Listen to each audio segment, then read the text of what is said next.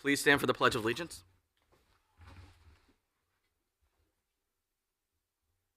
I pledge allegiance to the flag of the United States of America and to the republic for which it stands, one nation, under God, indivisible, with liberty and justice for all.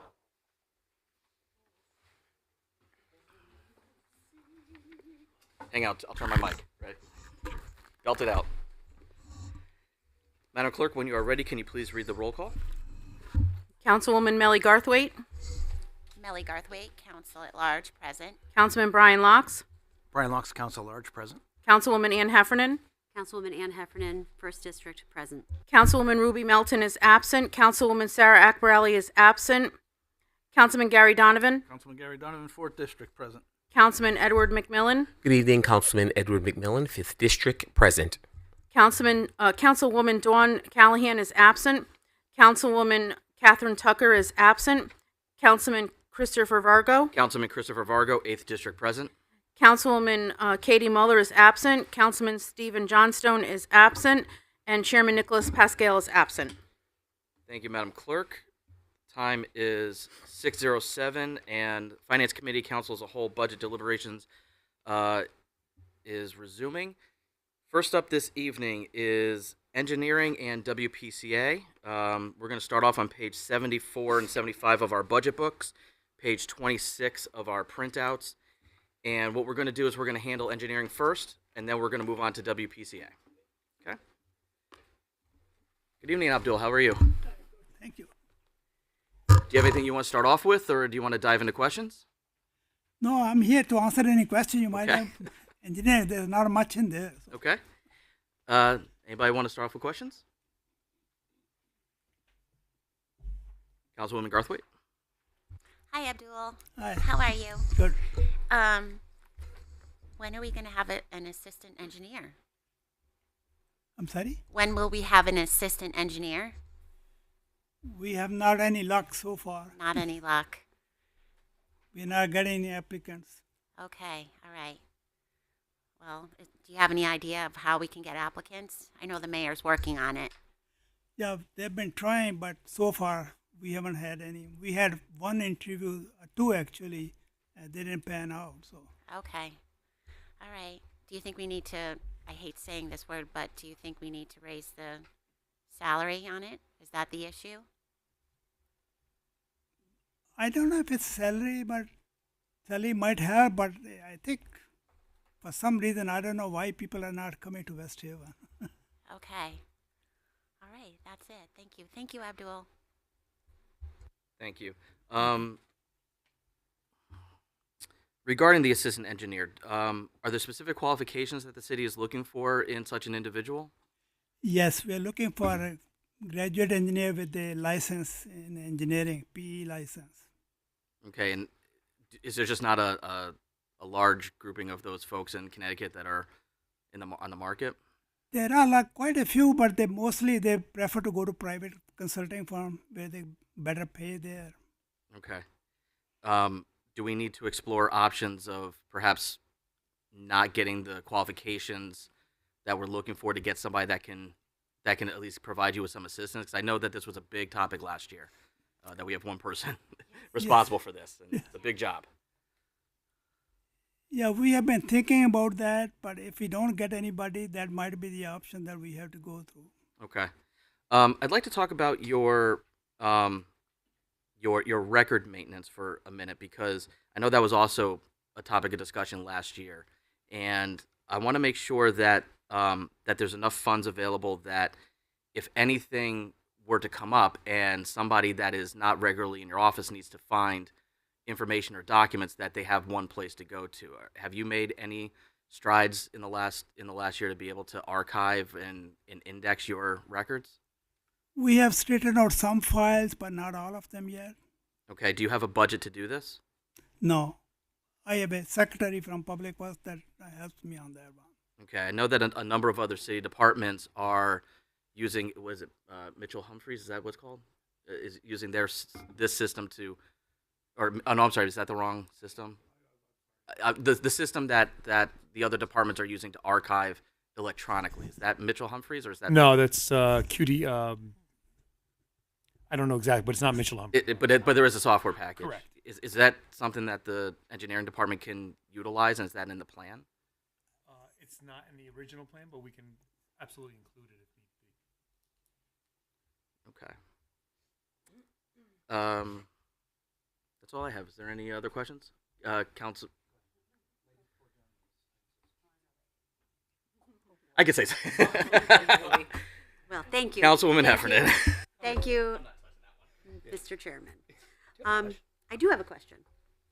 On the professional services, what are you needing for the professional services? That's not your part of your archiving money? What are you using that Professional for? services, if I need some survey done for something, then I hire a person, I pay from that account. Okay. And you have only spent 1,622 in about half a year, and you expect to spend the whole $10,000? I just got billed today $4,500. Oh, okay.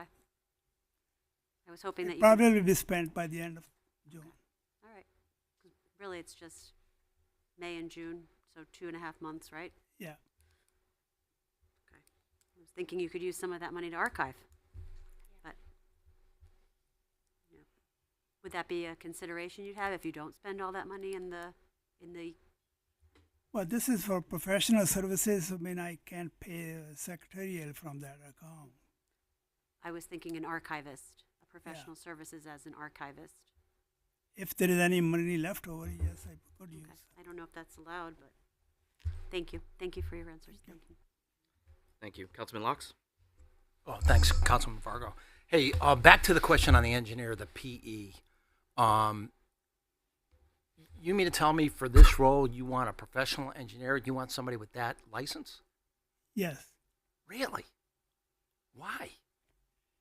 because the work required a professional license. I mean, his duty will be to do some responsible work. Like he's going to be in charge of MS4 and also certified flood manager. I can't imagine that somebody with a PE would even work in a municipality in the state of Connecticut, to be honest. With the salary that I find that hard to believe. I mean, can't you get an engineer in here and assign them duties and responsibilities outside of that requirement with maybe within 2 years you get your PE? Couldn't you do something like that? Well, then it's possible, but everything falls on me then. Yeah. Yeah, but it's a way to, let's face it, you are not going to do this forever, and as a city, we have to sort of incubate a succession plan. This is as a taxpayer, and knowing the infrastructure of the city, this is high risk. So you have to sort of get somebody, and to have such a stringent a requirement as a P to come in here, I mean, I don't know. I think there's options there. I mean, we were looking for a professional engineer and a licensed land surveyor. Sure. So we took out the licensed surveyor out. There will be better pool because with that, there are only maybe 5 or 6 people in the whole state. Yeah. What sorry, I don't have the salary in front of me. What is it? 115. It's budget for 115. Yeah. I mean, it's not that bad, but I can't imagine that. I can't imagine. I mean, what do you think? I mean, because honestly, 5 years from now, we'll be talking about the same thing all over again. I mean, what are the options? What are our opportunities to kind of, think outside the box to get somebody in here? Maybe not as, best case in terms of having a PE. I mean, I don't know. Can we incubate a junior engineer into something like this, or is that not possible? Or, I mean, I'm sure our mayor has tapped UNH to see if, hey, I don't know, is there an intern you get in here that maybe might get in here and start doing some of the heavy lifting and say, oh my God, this is fun, and you know what, it's not a lot of stress, and I can do good work here. I mean, is that something we can look at? The problem is if I have somebody fresh out of college, Yep. I have to do everything for him and Yep. train. I don't have that much time that I can Yep. spend with the person. Yeah, We need somebody with some experience. I can help them grow. I see. Yeah. How many years experience would, is it 3 to 5, 7 to 10, or? At the PE, some person who has about 4 year experience, he can get a PE license.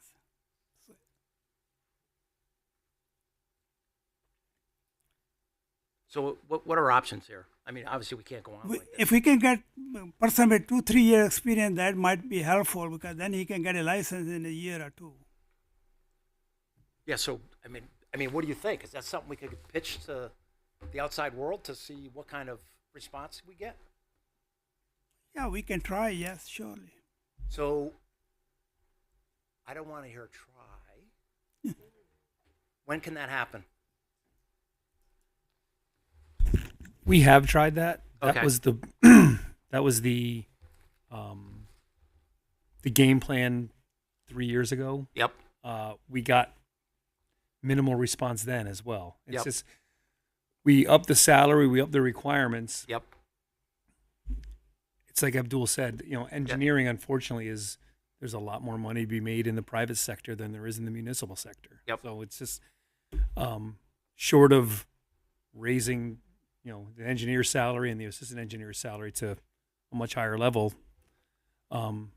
If we don't have an assistant engineer, there's resources available through SCROG and through other Yep. groups that we can utilize on call services. But Yep. it's I think a lot of municipalities are going through the same Yep. problem as we are. So is the PE still a requirement on the job? It is right now. Okay, so But Yep. I don't discount your Yep. opinion on that. I think Yep. that's something we should actually maybe look at. That right, a right. PE. Well, we've got a PE as Yep. our engineer, and a PE with the stipulation that within a year you become a PE. Yep. I don't think that's an irrational opinion or suggestion. Yeah. No. All right. So what would the timing of doing something like that? I off the top of my head, Yeah, I don't yeah. know. That's Okay. something we'd have to, But we'd have to talk with. I think what you're telling me is you're willing to. Absolutely. Okay. 100%. Okay. All right. Thank you. What's that? Yep. Thanks. Rick, if you don't mind for 1 second, I think that you probably answered my question with your exchange with Councilman Locks, but I want to make sure. Do we have a plan B? Plan B would be to utilize. I mean, if we budget the money for this assistant engineer, and come November we haven't had assistant engineer, well, we've got 4 months of salary. Then we can utilize outside resources. SCROG has an on-call engineering list. The DAS site has a lot of on-call engineering, so we can utilize on-call engineering. Is there any opportunity to maybe split that salary among maybe 2 persons that are more specialized Consultants, right? consultants, or they may not reach the bar that would be ideal, but they're going to do good enough to at least alleviate some of the burden off of Abdul? That's not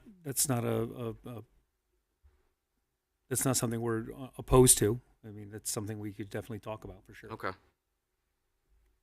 And then also I'd like to, and I'll send you an email, but I'd like to run some numbers on digitizing and making that office a priority. Sure. Because if everything is on paper and everything's in his head, that's concerning. Sure. Thank you. Councilwoman Garthwaite. Rick, can you let us know? I'll just Can say you it. tell us what is the current salary right now for a PE for municipal? the going rate for Yeah, a, going for rate. a for a private Municipal. I don't know. Municipal. Oh, municipal. I don't know that. I mean, we brought ours up to 115 Right. to bring it more in line, but I don't have like actual comps between other. I think the 115 is more in line with other municipalities, but it's hard to find someone that will work with the municipality rather than Councilwoman. private. Are you all set? All set. Thank you. Mm-hmm. Mm-hmm. And I just chose Branford as a kind of That's a It's a bad Similar. comp, but it's okay. Which one should I have chosen? Like Meriden, Wallingford. Okay. Those are more accurate So it comps says with select us. city in Connecticut, and I just, Branford was the first one I recognized that I could chose Bridgeport, but that's too big. So you said Wallingford, right? Meriden, Wallingford. Meriden. Those are accurate comps with us. Okay, sorry, I chose, okay. I chose No, no. unwisely. No Not worries. Hamden? How about Hamden? Hamden's, Okay, all right. You don't like any of the I don't know ones if we that I wanna like? go- Meriden. Okay. Okay, in Meriden, it was actually Meriden is more than, or no, it's about the same as, it says, as of April 1st, 2025, the average annual salary for a professional engineer in Meriden, Connecticut is $119,945. Salary.com reports that pay typically ranges from $110,191 to $131,031. Yeah, but I mean that's salary.com. That's Not- great. I mean, I mean, we don't go Not- glassdoor.com. So No. we look at like CCM numbers and SCROG numbers and Okay. COG numbers and things like that. sorry. So that's okay. No, it's just we look at municipal numbers, not private sector numbers or salary.com.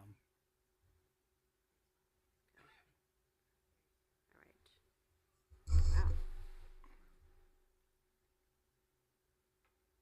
Like I said, I think our number isn't out of the realm of possibility. I think it's just a lot of we did like Councilman Locke said, we did approach UNH. We did say, listen, do you have undergrads that would be willing to intern with us, that would be willing to do?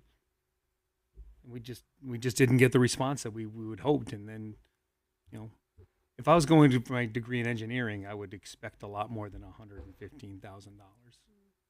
That's the problem, and that's what the market dictates right now, and we just can't do that. Yeah.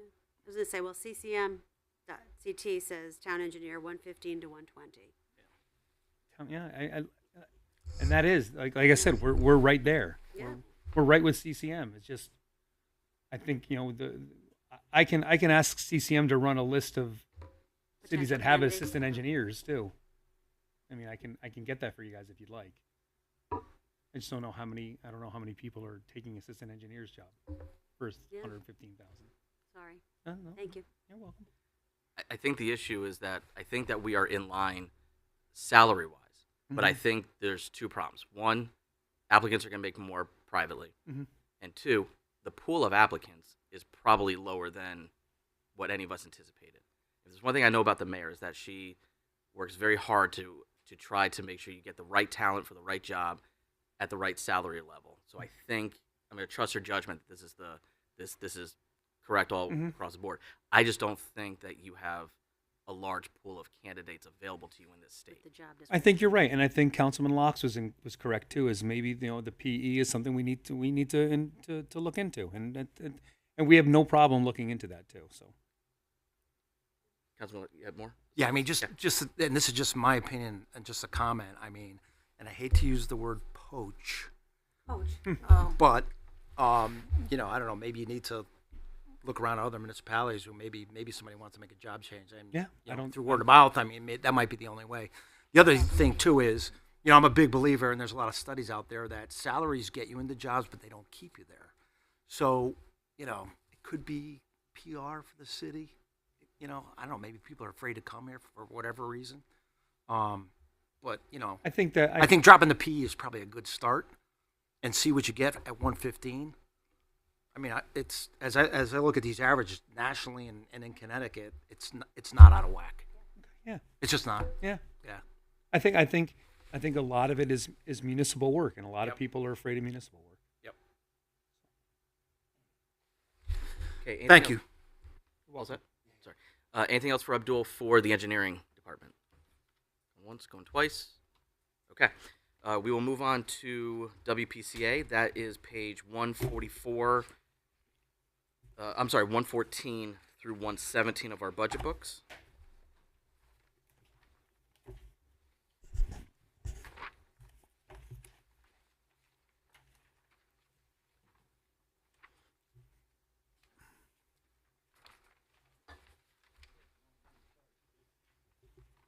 $114 to $117. Rick, anything you want to start off with? Yeah, I mean, it's. I know you guys. I'm sure you guys have all looked at the budget already. The personnel detail, the 2.5% increases in salary you see are all contractual. The operator two, collection operator two, that's a new position that we've added into the budget. There are currently 2 vacancies within the operators. Operator 1, there's 2 vacancies. The operator 3, we do have a vacancy, but we are looking to automate our 3rd shift where we will not need an operator 3. But that hasn't happened yet, so we wanted to make sure that we are covered in our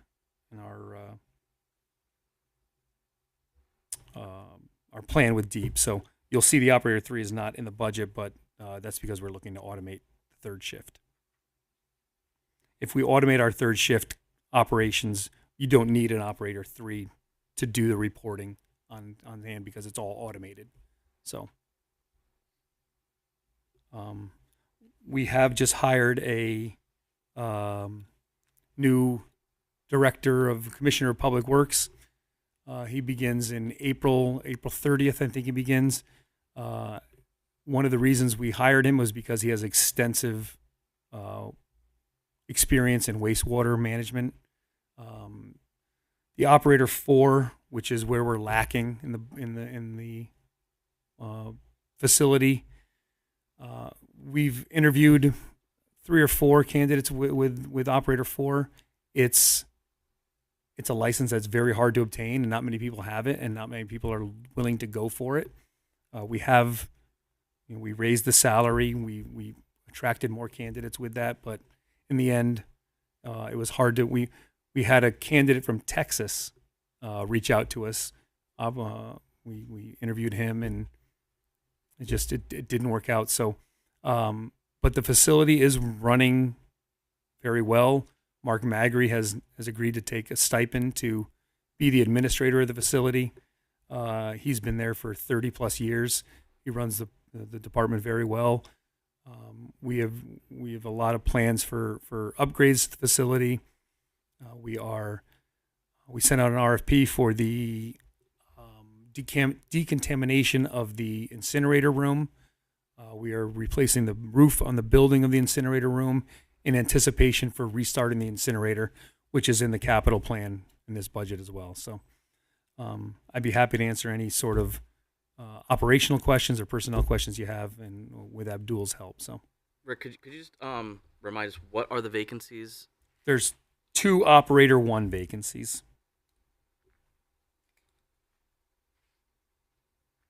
And then is it the operator 2 or is it the collection operator 2 that's new? It is the collection operator 2 that's new.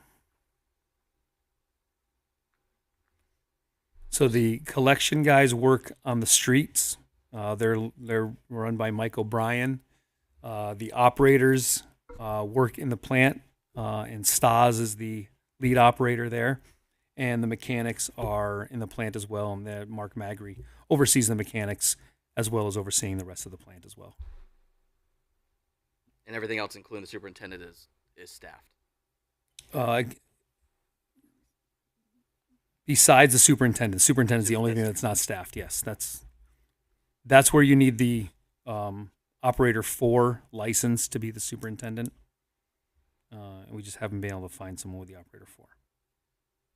Is the operator 4 position that's also vacant? So we have 2 positions that are vacant that require that certification? No, so the operator 4, so you can be an operator 4 and not be an administrator. So Gotcha. Okay.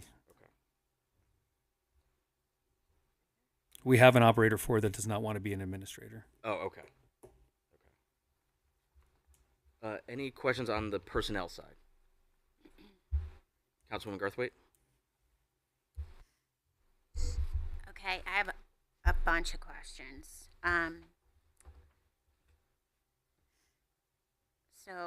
You said personnel. Sorry. That's okay. Sorry. Did you have anything that you wanted to Not present, personnel. Abdul or Rick, on the operations side? We'll or should we can dive into open up the questions. Yeah, okay. that's fine. Councilman Garthwaite, go ahead. Okay, so The orange share CWF debt line 47675 went from 216,000 in 2025 to now 507 in 2026. Can you explain that to us?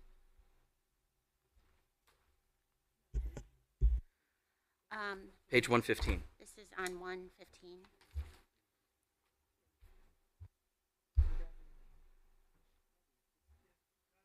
Pump station that's going to be coming online soon. Instead of a pump station that's over $6.5 million project, and Orange Shade is 40% of that. So we had to start paying back the Clean Water Fund loan, and that's why the bill has gone up. Okay, so we're paying a loan back to Orange, you said? Yeah, they pay 40% of that loan. Okay, 14%. Line 5240 financial services went from 55,000 to 175,000 in 2026. Can you explain that? That's the money the city actually takes over from water pollution. That's the They have money been the- taking 55,000 for past 20 years, and this year they say it's not enough, so they took more money. That's the city charging the WPCA for doing their financial work.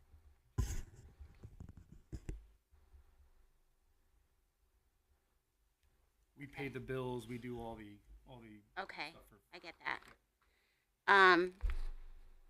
Line 54-100 fringe benefits, 15K. I think I asked this the first year I was here, and I can't remember what that's for. I wish I could tell you exactly what it's for. I don't. What? This 401. 54,100 for the fringe benefits. Yeah. That's 401k share. Yeah, good evening. That's a portion. As you know, the city is part of the state partnership plan and a few other medical benefits. So similar to how we charge WPCA for financial and other administrative services, there is a portion of benefits that the WPCA does pay back. So it's For administrative? So it's benefits, employee benefits, because they are a unionized piece. But remember, WPCA is also part of certain city plans, such as the state partnership plan and other employee benefits. So that's a smaller share of what WPCA pays for that. Pays for it, okay. Okay, so our Clean Water Fund, line 55749, it went from 1.8 million to 3.2 million. It's a 76% jump. Can you explain that? Which one? Oh, the Clean Water Fund is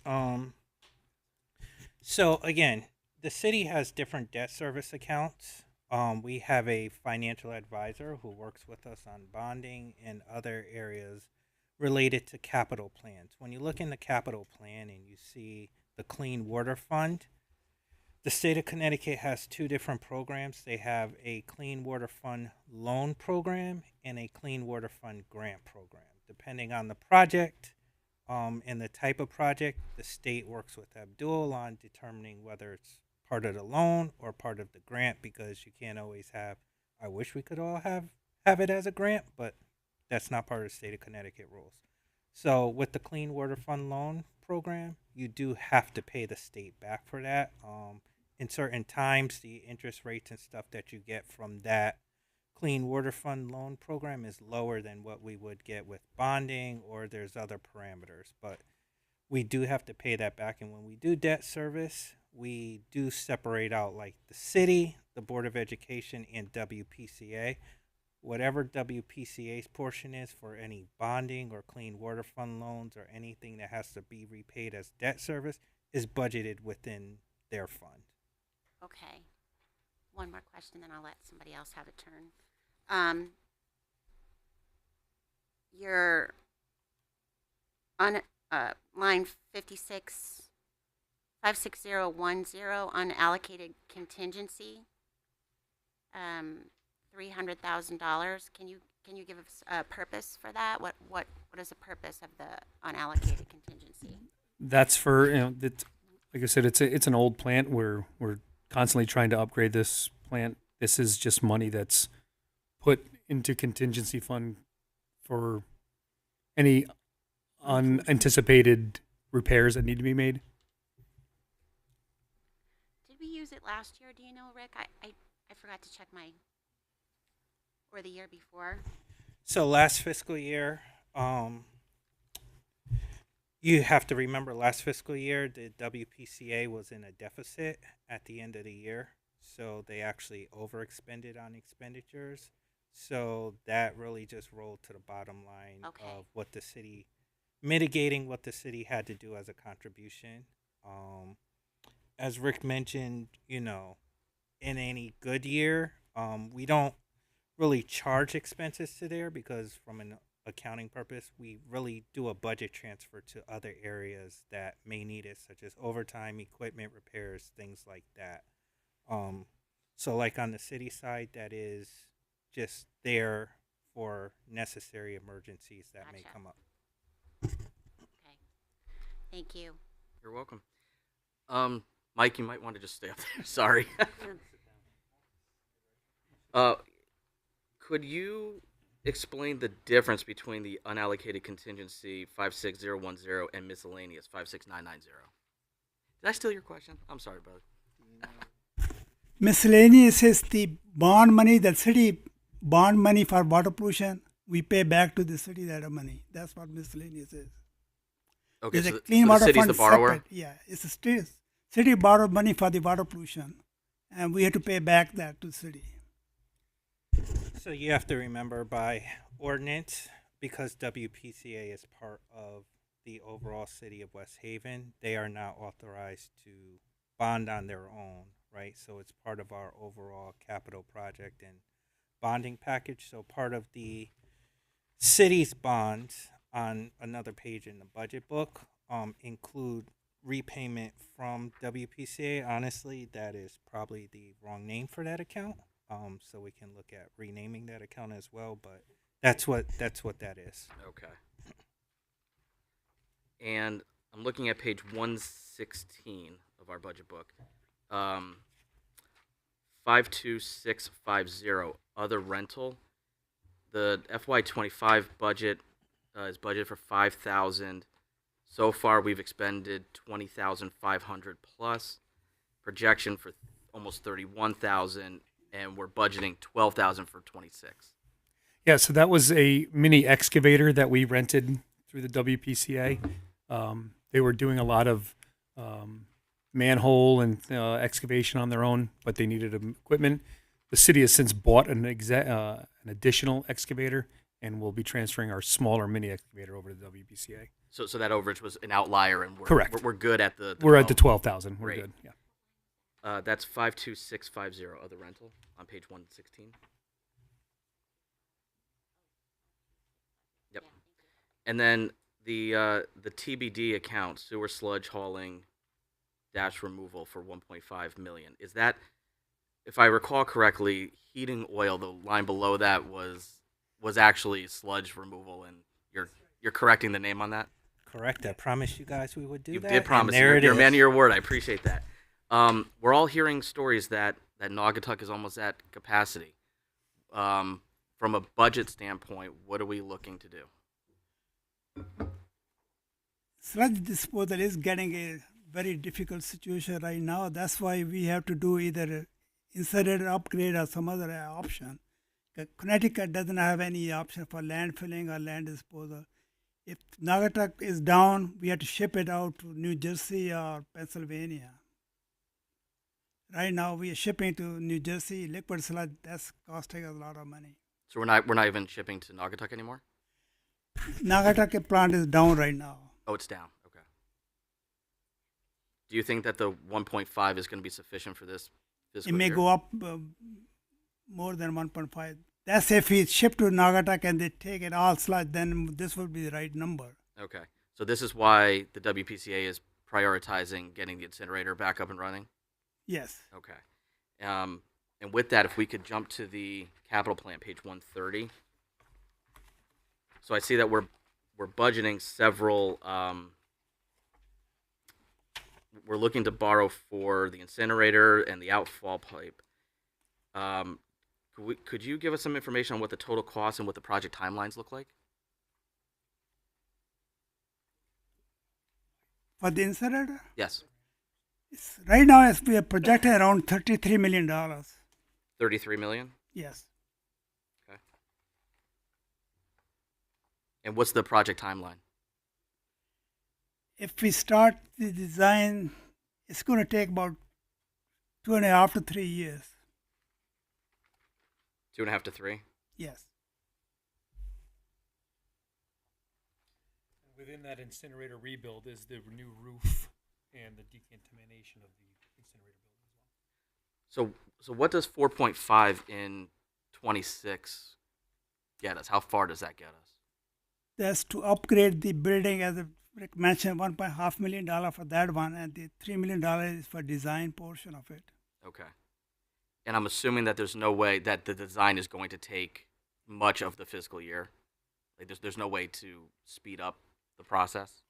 No, I mean, the problem with incinerator is that we have to apply for a new permit. The new permit usually takes about 18 months, if we get it. If we don't, If we don't, then we can't have the incineration. okay. And then our only option is to ship to New Jersey or wherever else. Ship to somewhere else, yard. What is our plan for? Let's just take the short end, 2.5 years. Is that 2.5 years from now? I'm sorry. You said the project timeline is at minimum 2.5 years. Is that 2.5 years as from now or from 2020? From July 1st, we are saying. Okay.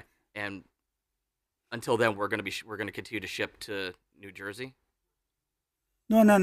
We are Naga- hoping that Hopefully Naugatuck they will be reopen, back okay. online soon. So. Do we have any sense of when Naugatuck is going to be at capacity?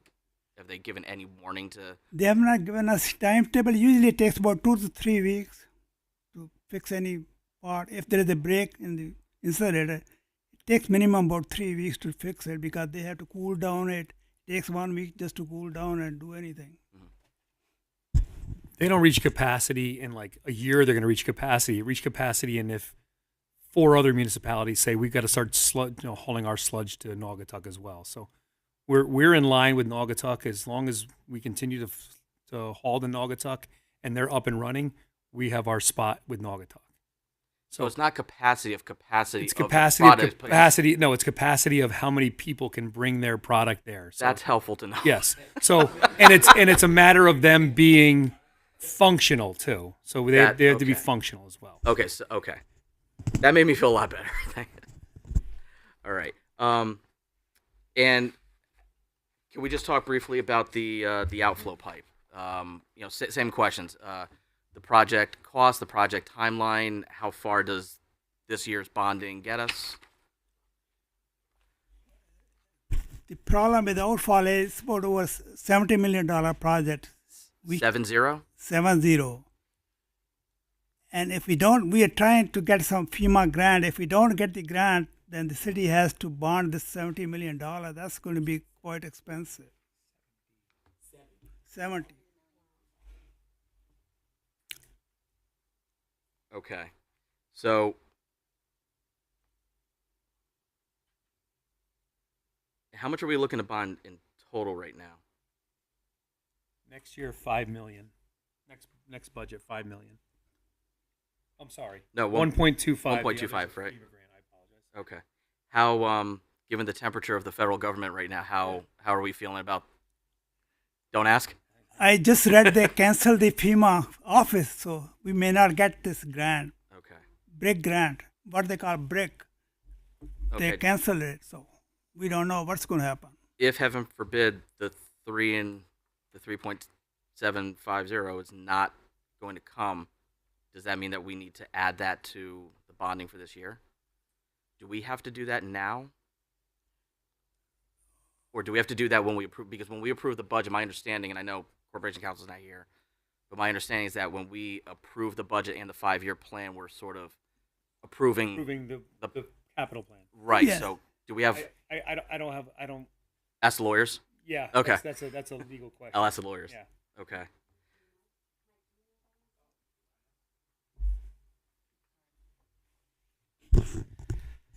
So I'm working out a couple of the questions from prior with Attorney Dorsey.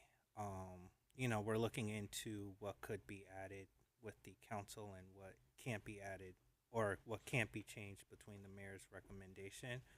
There may be a possibility that you could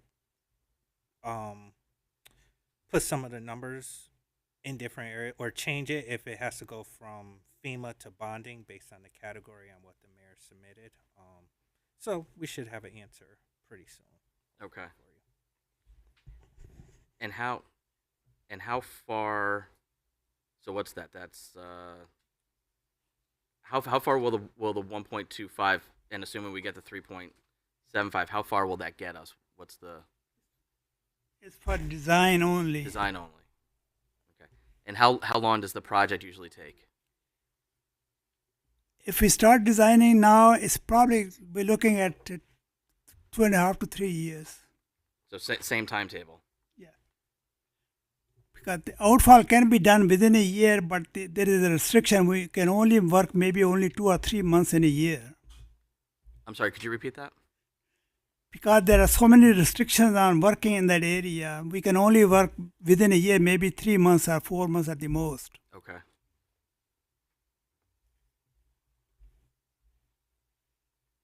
I would definitely like an answer of.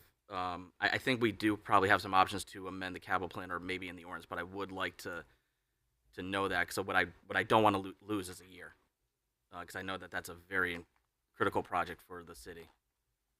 Yeah, I mean, changing that from FEMA grant to bonding wouldn't affect the mill rate for this year. So I don't. But like I said, and Michael said, we'll get with the attorneys and figure that out. And that's because we're not going to start. We don't start. We payment wouldn't on start paying that bonding back until next year. So Okay, so that's going to affect FY27. Correct. Okay. All right. Any other questions? Councilman Locks? Oh, yeah. No, I thought you were. Sorry, I cut you off. Go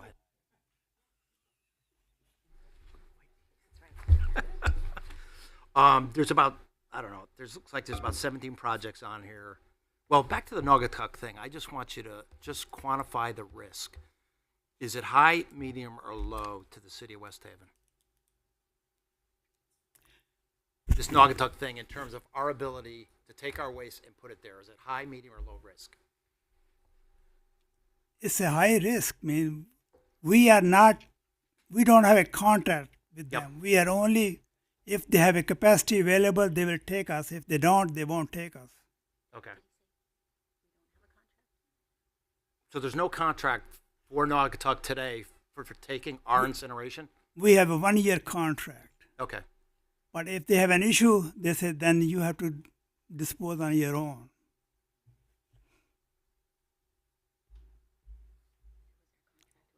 It's not a guaranteed So are we- contract. So, Who is our contract? All right, hold on. It's- I want to bring this back to order. Councilman Locks, you have the floor. yeah, so, I guess what I'm concerned about is, are we protecting ourselves from a risk standpoint if, God forbid, we can't use Naugatuck anymore? That's why I mentioned that we had to have our own option because that's a high risk. Even if Naugatuck accept it now, after a couple of years, they may not take us at all. Yeah. Just hear me out here on this Naugatuck facility. Is it high risk like us? Are they having major problems up there too, or is it kind of like a logistics issue where you've got all these towns delivering waste there, and maybe our trucks will be out stuck in the roadway somewhere and we can't do it? Or, I mean, I'm just trying to get my head around what that actually means. I'm a novice to waste, so Yeah, I no. apologize. There are only 5 incineration in the whole state. Yep. There is a Metabassett. Yep. They have a contract with the town. They're not taking anybody else. Yep. Same as MDC. They have a contract with a lot of towns. They're not taking anybody. Yep. New Haven, Naugatuck, and Waterbury are operated by the same company, Syngro, and they're almost up to the capacity right now. They're taking a lot of town. Okay. if anything goes down, there is nobody who will take anybody from here. It has to be shipped out of state. So we have a contract. Do we have a contract today or no? We have 1 year contract. What's the effectivity date? It started. What's the end date? The effective end date? Any I idea? believe it's July 1st to June 30th. June 13th of 2026. June 30th this year. Oh, June 13th this year. Yes. So Point of information, he said June 30th, so it's July 1 to June 30. June 30th. I'm sorry. So I would imagine. So June 30th of this year, that contract's up. Are we working on a new contract with them? We have been having since 2017. They have been giving us 1 year contract every year. Yep. Okay. Would they be willing to sign a 5-year contract with you? We asked them, they will not. Yeah, they will not because they have a major problem. Yeah, they have a major. Huh? They're the only game in town. They Okay. do 1 years with everyone. Every year everyone exactly. gets a 1 year contract. Yeah, yeah. So just by the fact that they won't do extended contracts kind of tells you a story that there's a major problem that could go off the rails in any minute. So I guess the question is, how do we as a city protect ourselves? I mean, let's face it, they could come to you next week and say, hey, you know what, we're not going to do the contract. So how do we protect ourselves, from this New Jersey transit, this Pennsylvania transit, that sort of thing? Shouldn't we sort of like plan for that, plan for the worst and hope for the best? Well, that's why we're looking at upgrading our installation. Okay, so that's This is the first time we've looked to upgrade the incinerator in Okay. 5-6 years that Yeah. we've actually looked to do it. Yeah. That's why it hasn't been bonded for the last 5 years. Yep. We're putting it in our capital plan to do this. Yeah, sure. Because we realize we recognize that same risk. that you're Yeah, talking. exactly. Yeah, I guess my if you do a gap analysis, I would say that, hey, your incinerator is going to take X amount of time, and Naugatuck's kind of an unknown. It would have been nice to do that 3 years ago. Yeah, So sure. what you're saying, Yeah. to bond for this and say, there's Yeah. a chance that 3 years from now, Naugatuck's Yeah. not. We're Yeah. doing that now. We're saying Yeah. there's a chance 3 years from now, Naugatuck's not going to be able to do this. But just so everybody knows, we actually run the risk of having higher costs if we end up having a problem with Naugatuck. Yeah, I mean, we do, and Okay. several other municipalities that run this same risk. Yeah. Okay. So obviously there's a lot of risks there. So, all right. I got some others I just wanted to ask. Have you always had oversight for the WPCA? I'm sorry? I guess the question is, so, we started collecting sewer tax in like 1993. And, through this year, we've probably taken in anywhere between maybe $250 and $300 million. And at the same time, the budgets ran, I don't know, in the 90s, probably from, $6 million. In the 2000s, it was probably 9 to 11. And then from, so the budgets probably are up there, I don't know, probably $250 million if you look at that time frame. And I guess the question is, in terms of percent of revenue that goes back into capital improvements, what is that percentage and what has that percentage been over the years? Do you have a feel for that? I don't have the percentage right now, but I can figure it out. I mean, looks me our capital expense right now is around 30-40% of the overall budget. So 30 or 40% of the revenue budget goes back into capital improvements for. To pay for capital improvements. Really? Is that right? Yeah, if you look at the Clean Water Fund, almost $4 million is plus the city bonding, and it's going to go up for next year quite a bit. So if it's, maybe I'm missing something. So if the difference between the budget and the revenue, if 34% has been invested back into improvements, why are we here today with all these issues? It's a continuous process. I mean, the equipment is lasts anywhere from 10 to 20 years at the most. Yep. So it's a constant upgrade. Yep. I guess the question is, the fact is 34%, and we're in the state we're in. I could be wrong. has some of that reinvestment gone back into debt service for other things? For instance, the paving of roads, you know, building Butler buildings. Has that money gone back into other things? Not from And the I, water pollution. it's not like it's illegal because everybody does it, but I'm Not just trying from to the get my water head around pollution that. budget. Nothing has gone to the city. So nothing's gone back into the city. Not from this budget, no. You've had 34% of reinvestment into this facility. Into the water pollution on the sewer line or pump station or treatment plant. Okay. Okay. Yeah, that's it for now. All set. Before I get to other questions, I don't know why I'm struggling with this. Usually I catch on to these things quickly, but I'm really not understanding the nature of the Naugatuck issue. So I wanted to just run through my head and see if I'm right. So Naugatuck contracts with X number of municipalities around the state to accept their waste. We have a one-year contract, as does most other municipalities. So the problem is if Naugatuck decides not to renew our contract, we lose our guaranteed spot, and they can only accept our waste if they have a spot available. Do I have that about right? Yeah, but the chance of losing our contract, it sounds ominous. The chance of losing our contract with Naugatuck, we've already contracted with them. We've got, we're in line with contract, and the high risk that we're talking about is that Naugatuck goes down, and this is the same issue we had with our incinerator. It's old equipment. We're trying to restart ours to mitigate this, but the amount of people that have taking this duty on this job is shrunk to 3 now, and Okay. Naugatuck is 1. So, because when I'll speak for myself, I never understood capacity to mean that they can accept the number of municipalities. I thought it was capacity is how much product they can accept. So Well, they know what our I don't know what the Yes. term is for. I'm sorry. How much?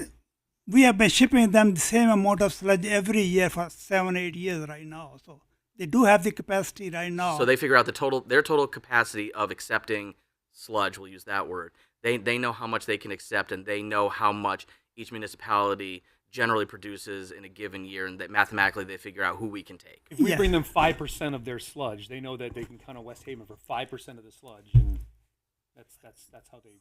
A lot of municipality they have actually long-term contract with them, so they know what their capacity is. Okay. So we are getting the excess capacity that they have, and they can accept from us.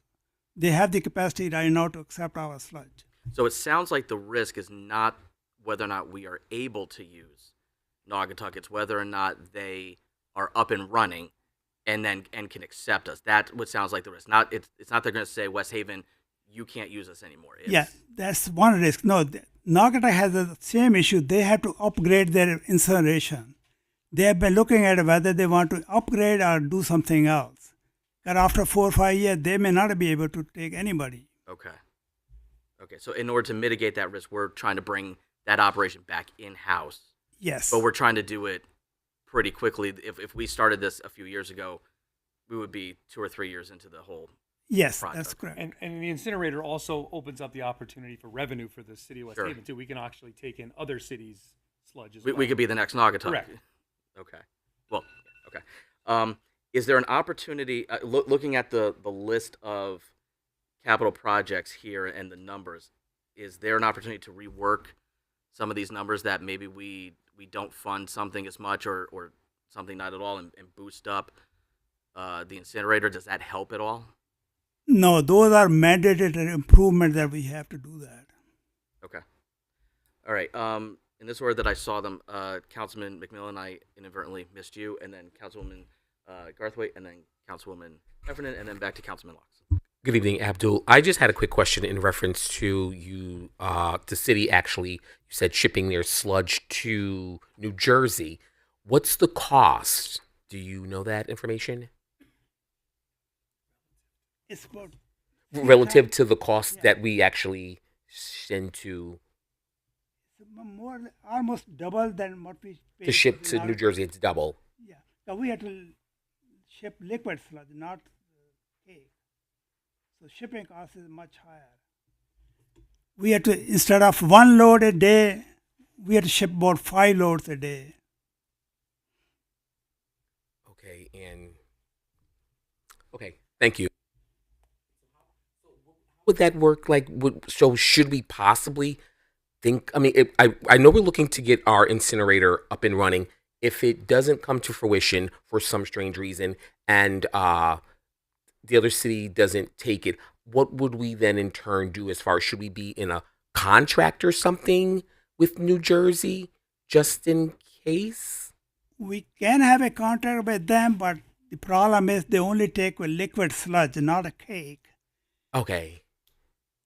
That's like a 5 times, 6 times more load that we have to ship it out in liquid. Okay, and for Water. someone like me who doesn't understand the difference between the liquid as We opposed, dry out our liquid sludge into what they call cake. It's like ash, basically. okay, And that's what we bring to Naugatuck. to they August, incinerate. okay, In New Jersey, they only take liquid. So you have to, what the amount of ash, if it's in one truck, it would take 5 trucks of liquid to bring that. got you, okay, So, and there are other options. So we are looking at the permit for incineration. If the permit doesn't come through, there are other options that Abdul and I and the finance team have all looked at, and the mayor have all looked at, that allow different possibilities. But I mean, nothing we're really ready to announce or talk about yet. But there are other options on the table. If coming next year they say you're not going to get your permit for incineration, we've got other options on the table okay. But you did for say that. disposal in house. Got it. Okay, but you did say the contract ends, I believe, the end of this month. July 1st. I'm sorry, Yeah. July 1. So June 30th. I'm sorry. June So then July, So as of we'll- July 1, we're all set. We will be going to Naugatuck. Naugatuck, correct. Got you. Okay. Thank you. That's it, Chairman. Thank you. Mike, real quick, any changes that we might need to make to this budget does not affect the city mill rate. It affects the WPCA fee, right? Correct. If there are changes to WPCA, it's based on the revenues and expenses are based on the fee that's set in that budget, which was 511 that was recommended in the mayor's budget. So yeah, any changes would really affect that fee itself. So I know that plus or minus 1 mil for the city is about $4 million. Do we have a sense of what the corresponding number for WPCA would be? It's 26,500 units of any amount we raise has to be divided by that number.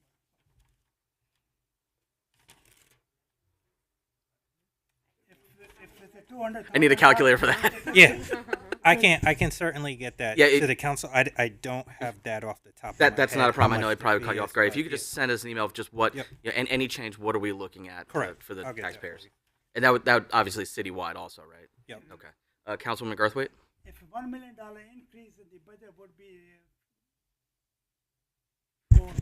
$40. Thank you. This is something that affects our neighborhood greatly, and Sandy Point Neighborhood Association has been looking into this because it will affect us greatly.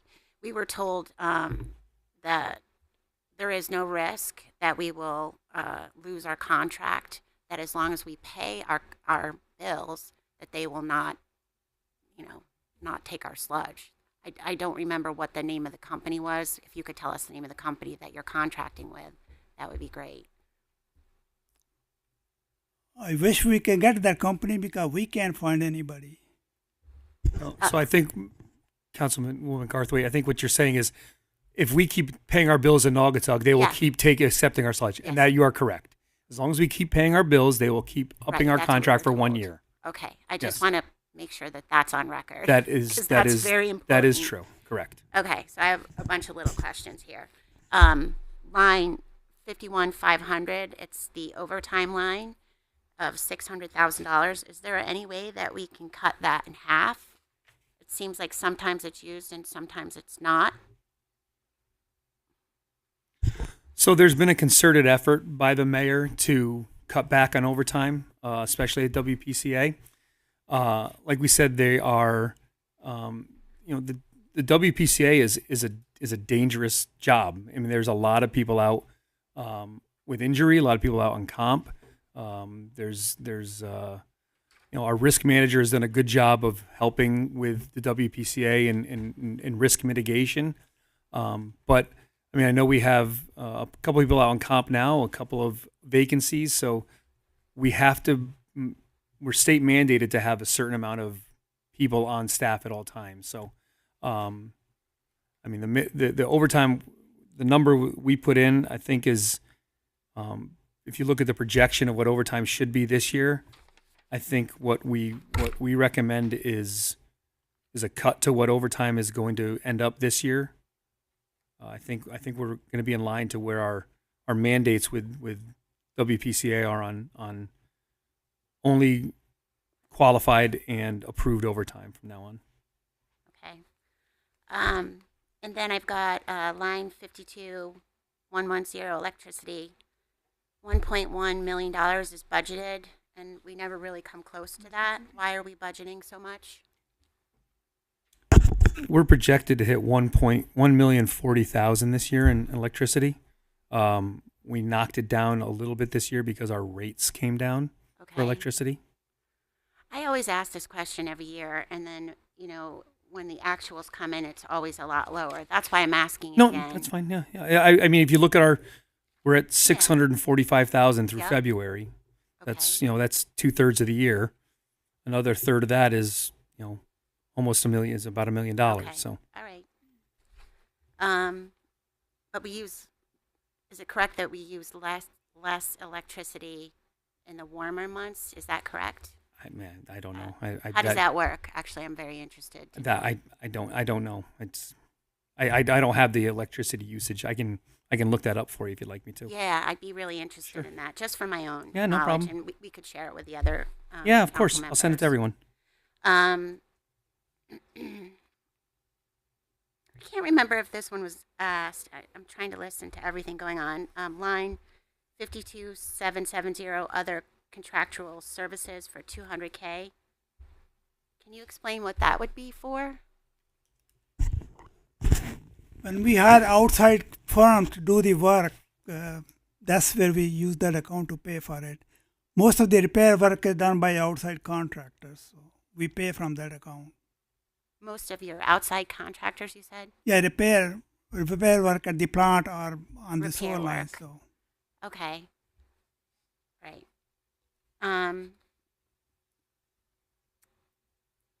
And then I have line 52130, budgeting $50K more than what we need. That's the water. Am I looking at that wrong?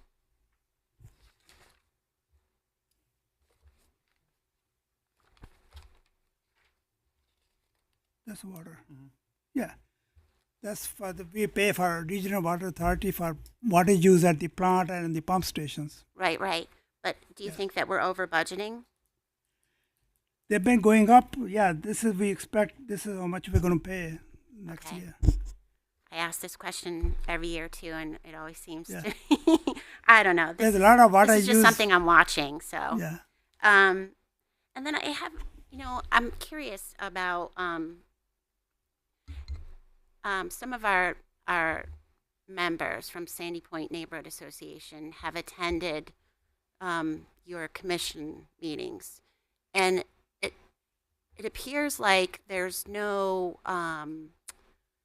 communication between the commissioners and the plant. And I'm wondering, is that because you don't have a superintendent? How can we improve communication? Can we just keep this to budget tonight? Okay, right. I'm just curious. Maybe I'll send that email in. I'm going to let somebody else go. Thank you. Councilwoman Heffernan? But so we had a permit for our incinerator, and when the incinerator went down, we didn't renew it, of course, because we weren't going to use it. How long ago did we have a permit? How long has it been not in effect? I'm sorry, I didn't get that. We shut down the incinerator in 2017. Okay. The problem is we had the permit Right, I know. that we didn't use, but I think this expired last year, in February this year. So how much does the permit cost? If we had just renewed it, how much would it have cost to renew it? The permit Yeah, cost is not that much to get a permit. but now it's going to cost how much to get a new permit? If we even get one. It's the process that takes long time to get a permit. It cost might be only $40,000 or $50,000 to apply for a permit. 40 or 50,000. Yeah. And there's The- no the- guarantee. The problem is there are regulations that have changed so much that now our old incinerator is not In compliance. up to the point to they will meet the new requirements. So we have to completely put a new incineration now. So it's going to cost 40 to 50,000 for the permit if we get it? If we get it. Well, plus we have to pay for the Right, the design upgrades portion and of it. everything. That's separate. I understood that. Yeah. And do you have any inkling as to how stringent the requirements are for the permit? It's hard to say right now, but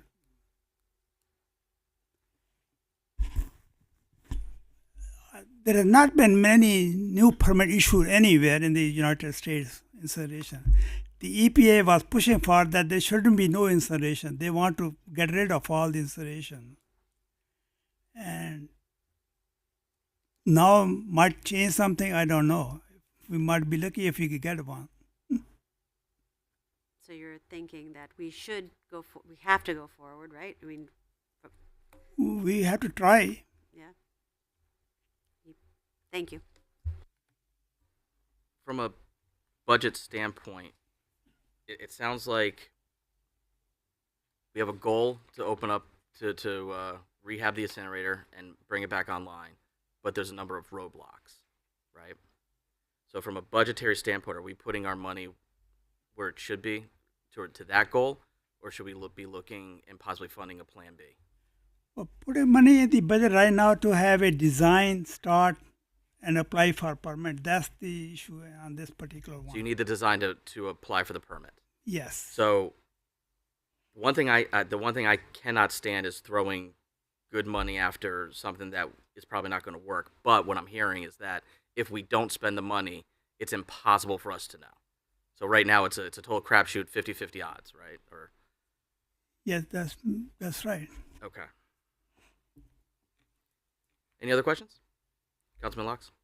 Yeah, sorry to be a dead horse on the Naugatuck thing, but you have to understand our uneasiness because it is April 16th, and it sounds like our contract is up June 30th in 2025.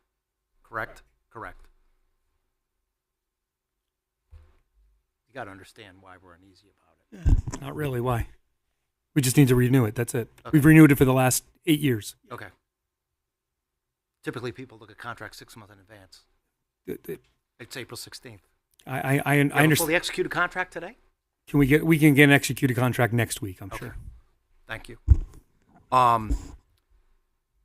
Back to my original thing with the 300 million over 30 years.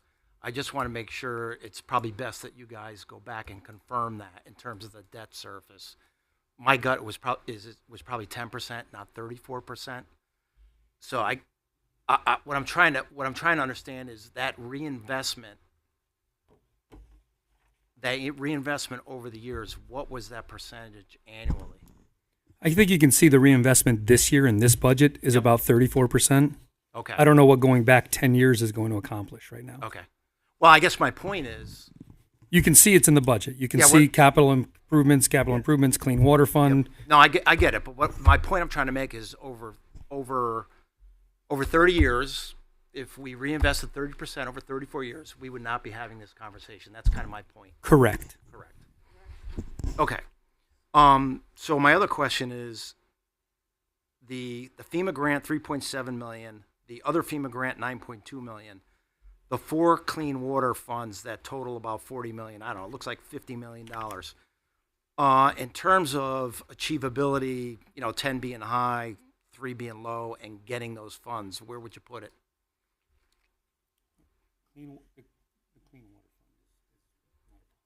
No. Yeah. One FEMA grant we already got for the flood hardening. We already received the grant, so that's in. The outfall pipe is doubtful at this point. Okay. Clean Water Fund loan, Councilman Locks, is a 80-20 loan, so that's not really something that's seems to be in dire straits right now. Yeah. Okay. What I guess going up to. I'm just trying to understand this for my own rationale here. End of useful life or danger of breaks, need replacement. There's a FEMA grant. It says 3.7 million, and then it says 28.2 in FY27. What is that? And then of course down below, ongoing pump station upgrades, blah blah blah. It's 22.4 million. Then it goes down to 7.2 million. What's the rationale for that, or what is that all about? That's the timelines of how long it's going to take these projects to be. We've got to, if we're going to bond for it in FY24, and we're going to 26. I apologize, and pay for it in FY26. We've got to bond for it in FY26. So the 3.75 you see for outfall reconstruction, that's design. Yep. And then 28 is construction for 27, and 22 is construction for 28. Wow. Yeah. No, it's Wow. it's a crazy amount of money. Absolutely. But Okay. All right. I got it. Thank you. you're welcome. So your bonding tracks the project timeline. So so on certain ones it's front loaded and less in the right. I got Yes. that back. Okay. Now for the next fiscal year 27, outfall is 28.25 million for the FEMA grant. We're looking ahead. That We'll be back here in a year and we'll talk then. okay, and I'm gonna hit that dead horse one more time. There is no risk that we're not going to get the Naugatuck contract for this coming year. The risk is whether or not they remain operational because they are also having infrastructure issues, and if that happens, then we have a problem. At this point, yes. Okay, and we have the funds in contingency and possibly other line items that are not being spent in FY26 or may not be spent in FY26 that will cover those any overage to New Jersey if we need to, right? That's why we have a contingency in there. Okay. Councilman McMillan, you have anything? You're good? Okay. Anybody else? Councilwoman Carthwaite? Okay, so I have a question again about the incinerator. So I think what I heard was FY25 we had 3 million in bonding, correct? Is that what I heard? I'm looking at it right here. In FY25? Yeah. Yes. Okay, so that's there. But we never received the permit. We never received it. We never applied for the permit, so we did not bond for that. Okay, $3 all million. right. So That's included in the 4.5. Oh, it is. So the okay. $3 I was million trying is to make- rolled over into that plus the 1.5 million to redo the Okay, roof. that makes sense because I was totally confused No, sorry. about that. And then I just have a few more questions. And first, I'm going to ask for permission to ask this question because you said no other I questions. know we'd like to just kind of keep it to budget though. But This is a I don't know. Let's see. okay? Let's cross that bridge when we get to it. Yeah, test it. How long can we operate without a superintendent? We've been operating without a superintendent for 4 years now. 3 years. Yeah. So So our new, like I said, our new Commissioner of Public Works is very versed in wastewater. He's very familiar with deep regulations. This isn't a problem. This isn't just a West Haven problem. This is a statewide problem that we're having trouble finding suitable OP4 superintendents. We hope that Mr. Sissick, when he gets here, will help us with that search, and his network of connections will help us with that search. okay, good. Just two little small questions, and then I promise that's it. Line item 52650, other rental. We're at $12,000. It's up 140%. I think that's wrong because I'm sorry. What line? I line item apologize. 52650. Okay. I just want to know what that's for.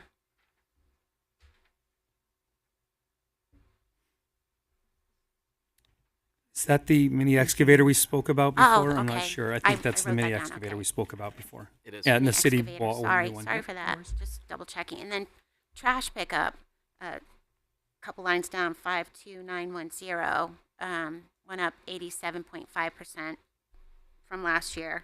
It was 16,000. Or wait a second. Yeah, 16,000. Is that because all costs are going up with trash? Yeah, That's what it is? contractual increases on that. contractual. Yeah. Okay. We didn't. This was a bid that was done previously with All American, so we didn't really have much say in that. We will actually send that out for rebid next year. You said Our- All American, All American and we Waste rebid next year. next year. Yes, ma'am. Okay. All right. I think that's it. Thank you, Abdul. I appreciate you. Thank you, Rick. I appreciate No, you. thank you. Rick, just one more question. Sure. The gentleman that you hired for Public Works, Yes, I understand he's experienced that's needed for here. correct. He doesn't have the license. He does not. So is there still an opportunity to leverage his experience on a longer than? So I when guess he my- gets here, he's going to spend the majority of the beginning of his time here over at the plant, utilizing his experience with wastewater and assessing the needs and everything over at the plant. I didn't mean to cut you off and No, I think finish you're, your question. No, I think you're getting to my questions. Is there an opportunity that we might be able to sort of consolidate those two job functions? I understand he doesn't hold the qualification to hold the title, and I get that, but That's functionally speaking, that's an avenue we're exploring for sure. and will that allow us to realize any savings on the superintendent, or is that still? I wish I could tell you that, but I don't know. I don't. Superintendent is mandated from deep. We are actually in violation right now. They have been pushing us that we have to have an operation with license, grade 4 license. Okay, and I fully understand, government regulations and their requirements, but if there's nobody around, what are we supposed to do? I mean, there are a lot of around. They say it's up to us to find out.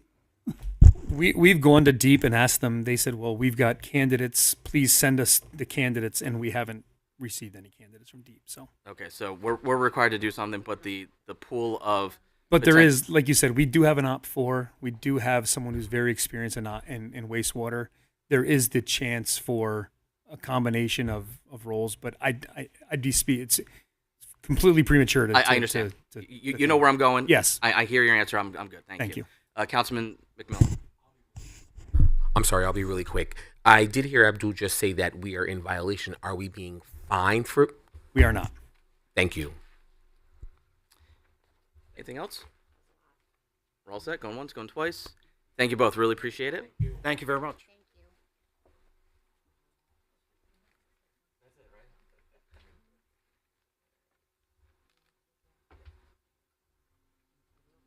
We're going to take a 3-minute recess. Time is 7:24. Council's in recess.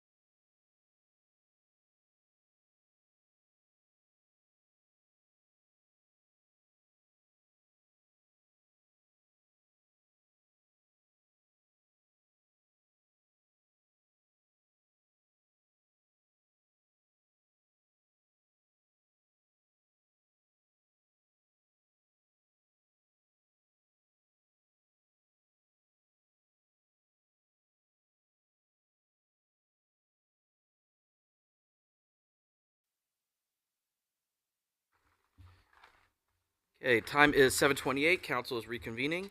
Next up is information technology. That is on page 15 of our printout, and page 30 and 31 of our budget.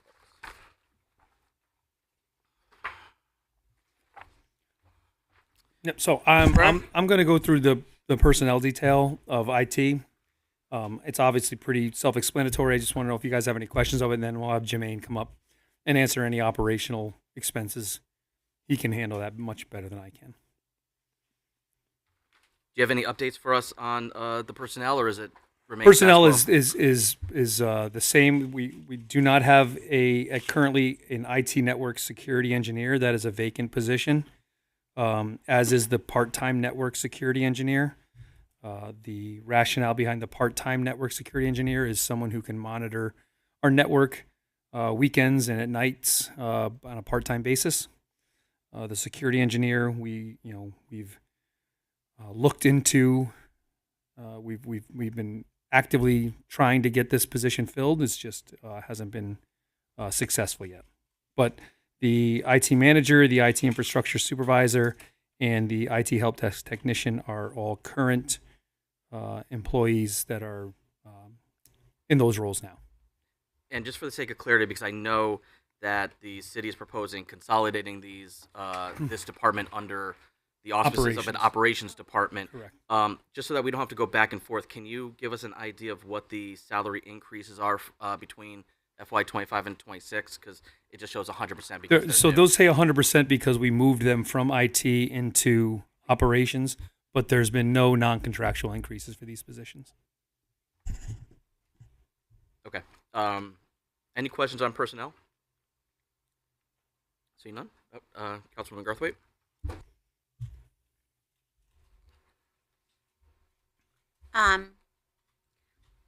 The COO. That's next. That's next. Oh, We're on IT, but they're all mixed together. yeah, Okay, I'll ask next. okay. I don't have any questions. Okay. Are we the junior help desk analyst? We're not looking to hire that? No. Okay. And what was going to be the function of that? As a second set of hands for the IT help desk technician. Got it. Okay. Any other questions for Mr. Spryer on personnel? Councilman Locks?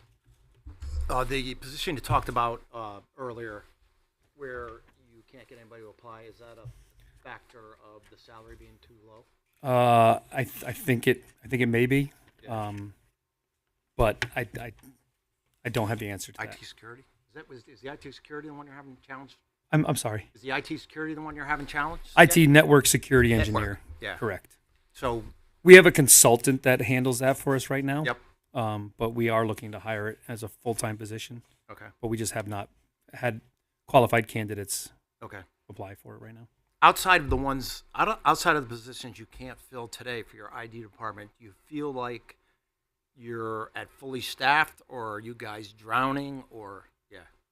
I would leave that for Jimmy. Okay. Yeah. Okay. All right. Sorry. No worries. Good evening. Yeah, so to answer your question, we're not fully staffed. Yep. The user-based community is growing rapidly. Yeah. We're managing more endpoints than ever now. As technology continues to advance, Yep. we are hesitant about how we operate because AI is taking over so much, Yep. right? So we're not fully staffed. Yep. And between myself and my staff now, Yeah. we are being spread thinly. I bet. Yeah. And because of that, we need more positions within IT. Yeah. I have one guy that runs around the entire city that supports each and every department Yep. in the field. Yep. And while I am here as the head of IT, Yep. my primary job is to be focused on the strategic approach in terms of what it is that the city needs. Exactly. Yeah, that was going to be one of my questions. Like, what percent of your day to day is tactical? What percent of your day to day is strategic? What is it, and what should it be? Because listen, I read the budget, and it didn't take much to figure out that you guys are totally understaffed. You probably run around like a chicken with your head cut off. I mean, obviously, you're the help desk too, aren't you? I mean, Yep. in my role, I shouldn't be help desk. Exactly. But because, again, Yep. we are spread thinly, Yep. I still have to jump in and wear many different hats. Yep. Yeah, and I guess that kind of goes into my next question. So 1, 2, 3. I don't know. Throughout the city, there's about 25 IT projects totaling $3.1 million. And it's Board of Education, Police Department, WPCA, ERS 911, Allentown, of course, IT. And I kind of look at that and say, who's doing all that stuff? Right? Right. And you don't have to answer that because I know exactly what's going on. I can tell from experience. So I feel your pain and I'm very sympathetic. So is this properly funded? My gut feeling is probably not. Should it be? Yes. Should it be looked at? Absolutely. I mean, at the end of the day, long term, the operations of the city have to. You're gonna be asked to do more with less as things go on, and the only way you're gonna solve those issues is by implementing software to sort of automate some of these positions that people are doing, like archiving and all this other stuff. Right. So I mean, that's just my sentiment. I don't know what the answer is. I feel your pain. I see things on here that are concerning to me, like just IT city operations, computers, core network switches, wireless access points, UPS, and I see nothing over the next bunch of years, which is kind of concerning to me. And that's just an observation. Some of these other things, I don't know how much you get involved with them. The Board of Ed, obviously, they're looking for $1.2 million in upgrading their their teaching tools, their Chromebooks, all that stuff. Yeah. So, I don't know. I don't know what to say. I would say that, this is an area in the city that should not be minimized. I'm getting a vibe, and I kind of understand why the IT is getting pitched under a chief operating officer. So IT doesn't do anything with Board of Ed. Yep. They don't do anything with the fire departments. They Right. do anything with the police department. Yep. So just to lump that all in Yep. is just kind of unfair. That's all. No, I know. And I guess the point I'm trying to make is, if I were the IT manager, the IT director here, I certainly, just from a work standpoint of having purpose and meaning in a position, at the end of the day, you're a seasoned IT guy and you're doing a help desk. So for you personally, long term, all these other things would probably be fun to get involved in, but you can't get near them. Correct. That's just a statement. And that's why I think it's a valuable spot. More time and resources probably needs to be put into it, more funding, and it shouldn't be underestimated. I get, it's a lean city and we have all these issues, but for me personally, I would not nickel and dime it. That's just my opinion. I agree. I with feel your pain. perspective. We start off in the personnel. Now we're going into the operations. Jermaine, do you have anything that you want to just present, or should we just dive into questions? I mean, apart from the fact that, just adding on to what he said, IT is a critical part of any organization. Without it, the organization does not function. There was some requests I put in my budget that was not looked at. However, I'm whatever is happening here. I don't have anything else to say about it, but I'm not very happy. Okay, on your outside processing, it looks like you're requesting 15,000, and your averages are about half that. Do you have? Could you just explain what the rationale is for the increase? What do you see coming down the pike? Outside. That is 52460 outside data processing. This year's budget is 6,000. The 3-year average is 6358, and I think the request is 15,000.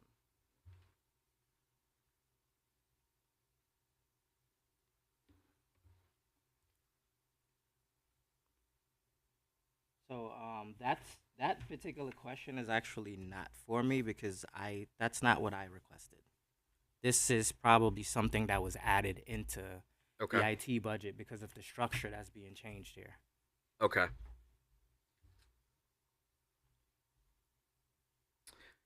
Under the maintenance agreements, you used a term SOC/SIEM. Can you explain what that is? SOC. So the word SOC stands. It basically is a compliance, right? SOC. That's what it really means. And SIEM is SIM. It's really a security tool that we recently implemented. It's called Sentinel One. I'm very Sentinel- familiar with it. I use that in my work. Yeah, so Sentinel One is an endpoint management detection and response solution that primarily focus on pulling out any malicious activity that might be taking place. The investment that we recently made with that has a built-in what's called Purple AI solution, where AI is now working for the city a bit. And the SIEM part. It's all in one. It's all one thing. Okay. On the personnel, I see that this is the second year that we've asked, or that the city's been asked to create an IT director position. So you're looking for somebody to oversee your department? No, this was I left here with the understanding the last time we spoke about this that the IT manager position is outdated and it should be upgraded to IT director role. Because as the head of IT, if you look at all the other departments around the city, whoever is the head of the department should have the head of the title. With my experience and what I've been doing for the city since I've been here for the last 5 years, this was the reason for this. And I left here with the understanding that the city council had approved it. That's what I left here with, or okayed it.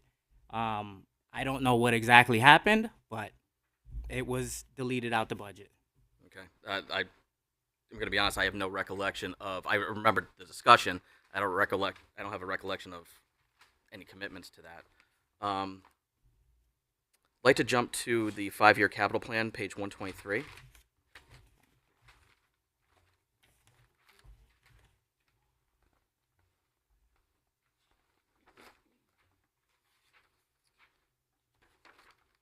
I'm sorry. It's the capital non-recurring, page 123. What is Nutanix? Nutanix is our server environment. It's what we run our infrastructure on. What you see here in the capital non-recurring, though, is the actual software licensing to run the environment. Okay. So that 52,000, that's the annual licensing fee? So 52,000 is actually a 3-year term fee that I negotiated because if I had did 1 year, it would have been more costly to the city. So why did we have the same amount last year?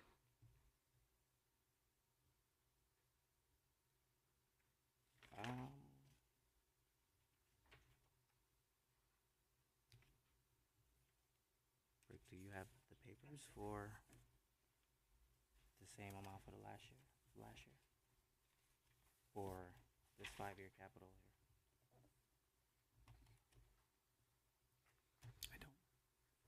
here? I can get you that answer. Okay, Councilman thank Barco. you. Okay, now I'd like to jump to 133 of our budget book. That's the 133, 134. That's the 5-year capital plan. Yeah. So there's a lot of stuff here. With the digitization, do you have a priority list of departments? And if so, could you tell us what's on deck for FY26? So I haven't. I know this was discussed internally. I did not put this here in the budget either. But it was discussed in terms of we want to digitize things. Mhm. In terms of priority right now, my focus would be to reach out to the companies that are able to assist the city with digitization. So what solution are we going to go with, right?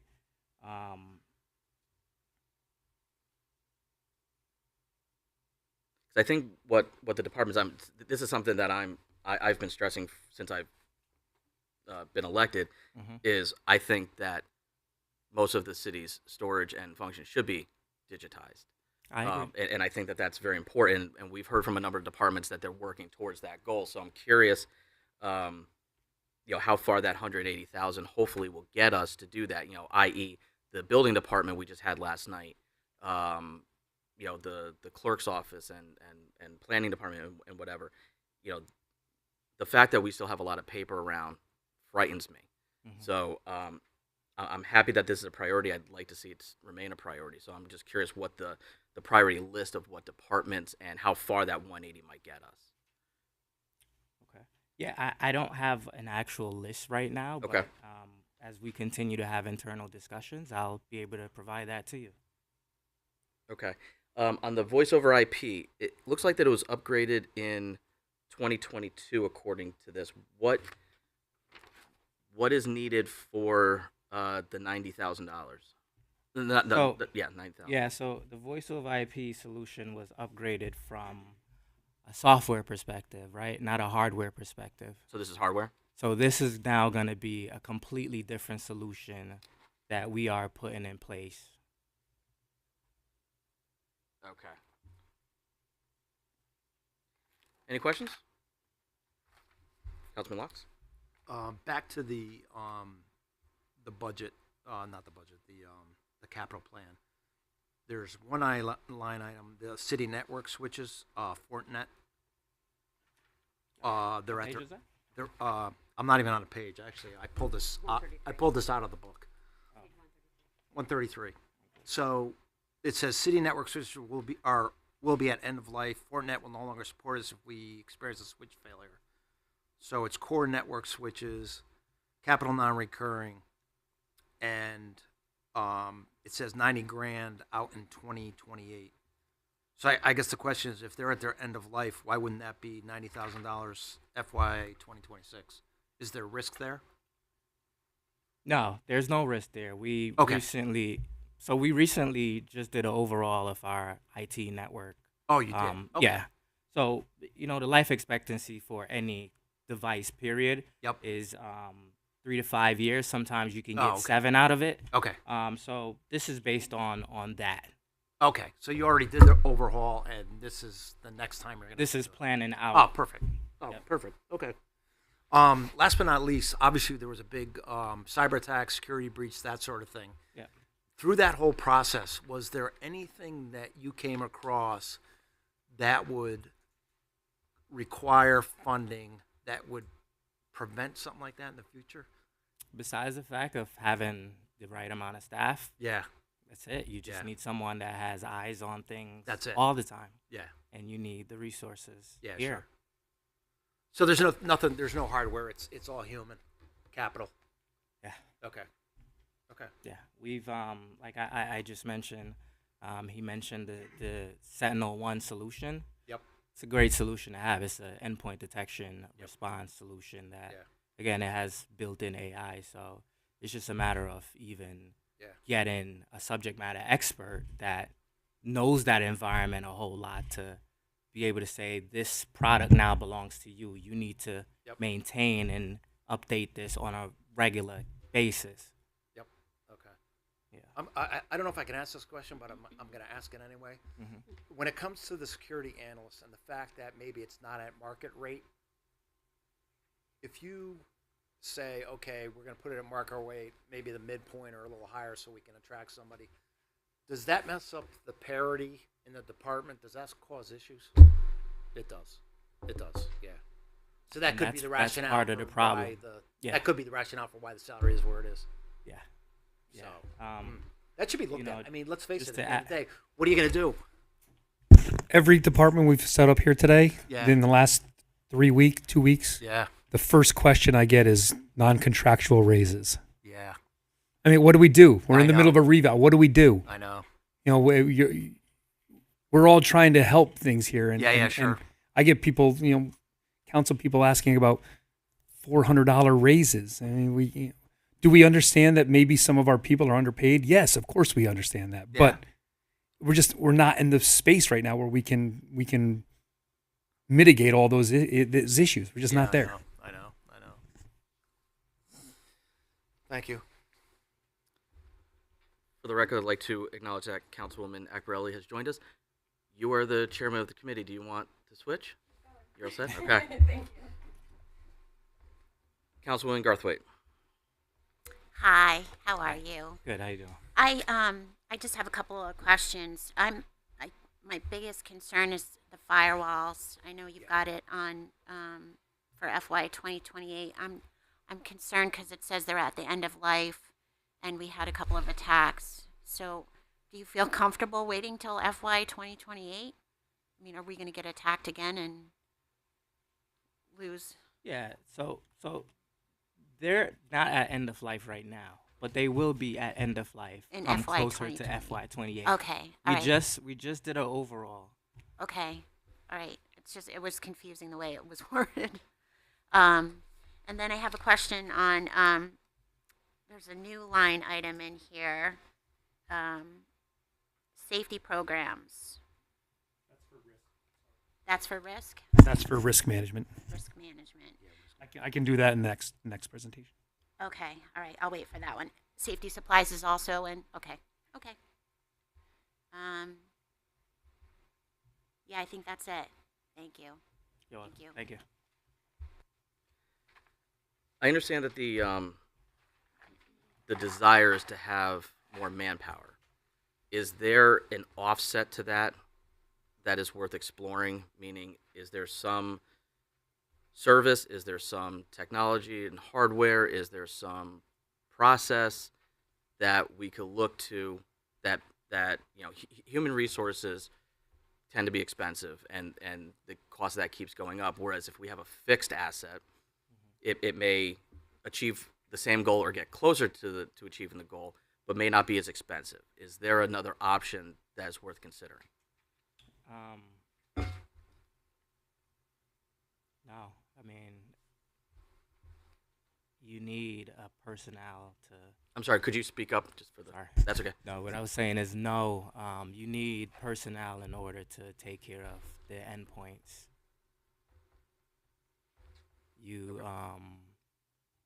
Because what happens is, while we can support endpoints remotely, right? You still need a person to be able to support whatever issue an end user might be having, because everybody have different issues, and so not even right now AI is going to be able to figure out everything that is going on with an issue that someone might be having. I think the only thing we could look into exploring with AI is understanding really what are some of the more prominent issues that are happening. This way, the AI can always try to its best to fix it. But truthfully, you really need someone there to fix it because the issues, there's different issues that come up all the time. And it might not even just be with a computer.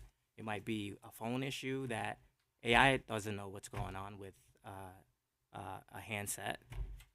They can't fix that. So a physical body has to be there in order to fix the problem that the end user is having. Is there a budget in here, a line item or at least funding for outside services if it's needed, if it exceeds the, what you're able to do? No. Okay.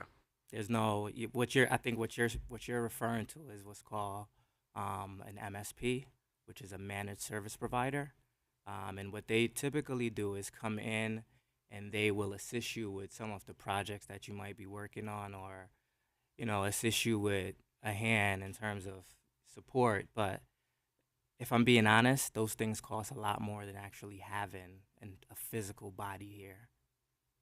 Because if you if you comb through some of the stuff that we've discussed here tonight, and even look at the historical history, the city has spent a lot of money on MSP companies, millions. And if you take 3 million and hire 30 people, it's more than enough to support the entire city. So are you saying that you need 30 more people in order to? No, that's not what I'm Okay. saying. You asked about MSP companies, so I'm just That's a lot of people. So I just want to. Yeah, I'm just giving you Okay. a hypothetical situation. Okay. Councilwoman Ackrelli, I know you just joined us, but do you have any questions for Jermaine? I had a couple questions about the software licenses. I apologize, I wasn't here for your presentation. No worries. How often do you update those licenses and license keys for the software that we use in the city? It depends on what software you're referring to. Okay. The one that we generally use. So you guys use Office 365. You guys, for Yep. instance, those licenses are reviewed by me every day. It's proprietary, Okay. right? Because if, for instance, someone is not using the license, I pretty much take the license back and I don't pay for it until I Okay. actually use it. Okay. But those licenses is not something that needs to be updated. It's a cloud Okay. solution, Right. right? And because it's a cloud solution, it's like pay as you go. Right. Yeah, That makes things a lot easier. Yeah. I appreciate that. no problem. Thank you. All set? You're welcome. Councilwoman Garthwaite? How can we make it easier to fill the positions that we need to fill? Do you have any suggestions? I know that you're probably talking to the mayor about this. I think so. Part of my experience in terms of trying to fill even the IT network security role, while we may not get exactly what I'm looking for within the detailed description of the job function, I do get people that have experience, right? And they've had the foundational piece of what it is that I'm looking for. But what I'm primarily looking for is what's called a subject matter expert in terms of what we have here. And that's been the hardest thing to find. But I have stumbled over folks that have that, but the problem is salary. And sometimes when, I might try to sway them away, their thing is, well, if I'm going to take, that kind of money or that kind of salary, can I work remotely? And that has been a thing that, they don't want anyone Right. working remotely here. Right. So it's a double-edged sword. So would you suggest that, I hate to say it, but perhaps the salary should be larger? Yeah, I think all the salaries should be larger. Can you give us an idea of each one that's vacant? Yeah, so the only one that was vacant is the IT network security engineer role. Uh-huh. Based on what the research I've done in terms of similar size as this municipality, that particular role in itself is like 120,000. Okay. But then now you have some kind of discrepancy going on there in related to, some of the other positions within I get the it. budget. Yeah. Okay. Do you have any other recommendations? We want to help, and I can see that this is difficult for you. We all Yeah. can. So Besides what was just mentioned about MSP provider, that's the only thing. But again, it can be very costly to the city. right. Okay. Yeah. All right. All right. Thank you. Yeah. The part-time engineer for nights and weekends, is that anticipated to be an overnight? So I haven't really determined that just yet. Okay. I believe when we do fill the role and I kind of understand who it is that's in that role, I'll figure out how we're going to actually schedule that. But the other thing to also consider here is, most of the maintenance that's done within any organization, remember, it's after hours. You can't do it during business. It's going to impact the business. So, what actually is your current staffing level? Because everything moved over from one department to another, I just want to make sure I'm clear. What is your staffing level right now? So right now it's myself. I have my IT infrastructure supervisor, and I also have my IT technician. So it's only 3 of us. And the 3 of you are 40 hours, 5 days a week in the building? 35 hours, 35 5 hours days a week in the building. 5 days a week. Sometimes 6 days, and then also sometimes leaving out of here for 35 hours. It doesn't end up being 35 hours. It end up being more than that because as you go home, there's issues. There's emails still consistently being sent to us with alerts that we may have to jump in the system and take a look at what the problem is, right? And again, IT is a 24/7 operation. It never stops. So I hear you, and I'm sympathetic. For my company, I'm not an IT expert, but I do manage that function in my law firm, and I deal with my outside vendor. So I understand and I hear what you're saying. The problem we have as a council is a problem of economics. Is we don't want to undercut your budget to make it less effective. But as you just said, you bump up one position to 120, it's going to be a cascading effect to all the other positions because I'm assuming that nobody that has more qualifications, more experience, and perhaps more complicated job functions is going to want to make less than the other individual. Right. So it's a cascading problem that this has. That I'll be honest, I don't think it's going to be fixable in one year. So it's something to chew on for everybody, but just making sure that everybody is working 5 days a week and everybody's putting in what they need to be put in and be as efficient as possible. That that goes a long way too. So and I'm sure that you're running a tight department. Trying my best, but it's hard. Councilwoman Heffernan, right? Yes. Thank you. Good evening. Good evening. So, there's no opportunity to manage someone from home. There's no remote possibility at all. It's never considered. I mean, it has been considered by me. I mean, I come from an IT background, so I don't have a problem with anyone working remotely because you've seen that they're able to do like the job. like I mentioned, we leave this building and sometimes we get an email and we have to remote into systems to look at what the problem is.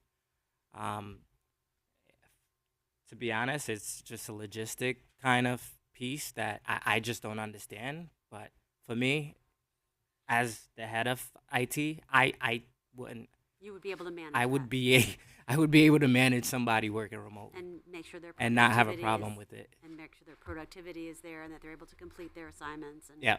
I mean, I know there's all this. There's a lot of research about whether people are productive We're at home. we're working from actually home. more productive at I home was gonna say there are because we certain don't jobs have that are with more IT. IT is an environment where you may be working on something, and someone might have an issue and just come over to you and grab you and take you away from what you're doing. But when you're remote, you're more productive because you can allocate more time to the project that you're working on. So you'd be amenable to it. Yeah. And you'd feel that you'd have what did you, I'm not sure what the language that you used, a specific language, a specific expert, Subject matter expert. subject matter expert. And you feel that you could find a subject matter expert that would look at the salary that you have, and if there were additional, something that they would think was a perk of like working from home 2 days a week, Yeah. you think that would be I think something that will help. Jim? Yeah. Okay. I think that's something that we could look at, correct? Correct. Thank you. Any other questions? Going once, going twice. Jermaine, thank you for your time and thank you for your passion for the position. Just my departing words is digitization. Let's make that happen. I got you. Thank you. Thank you. Thank you. Thank you. Okay, last but not least is operations. That is page 3 of our spreadsheet and page 30 of our budget book.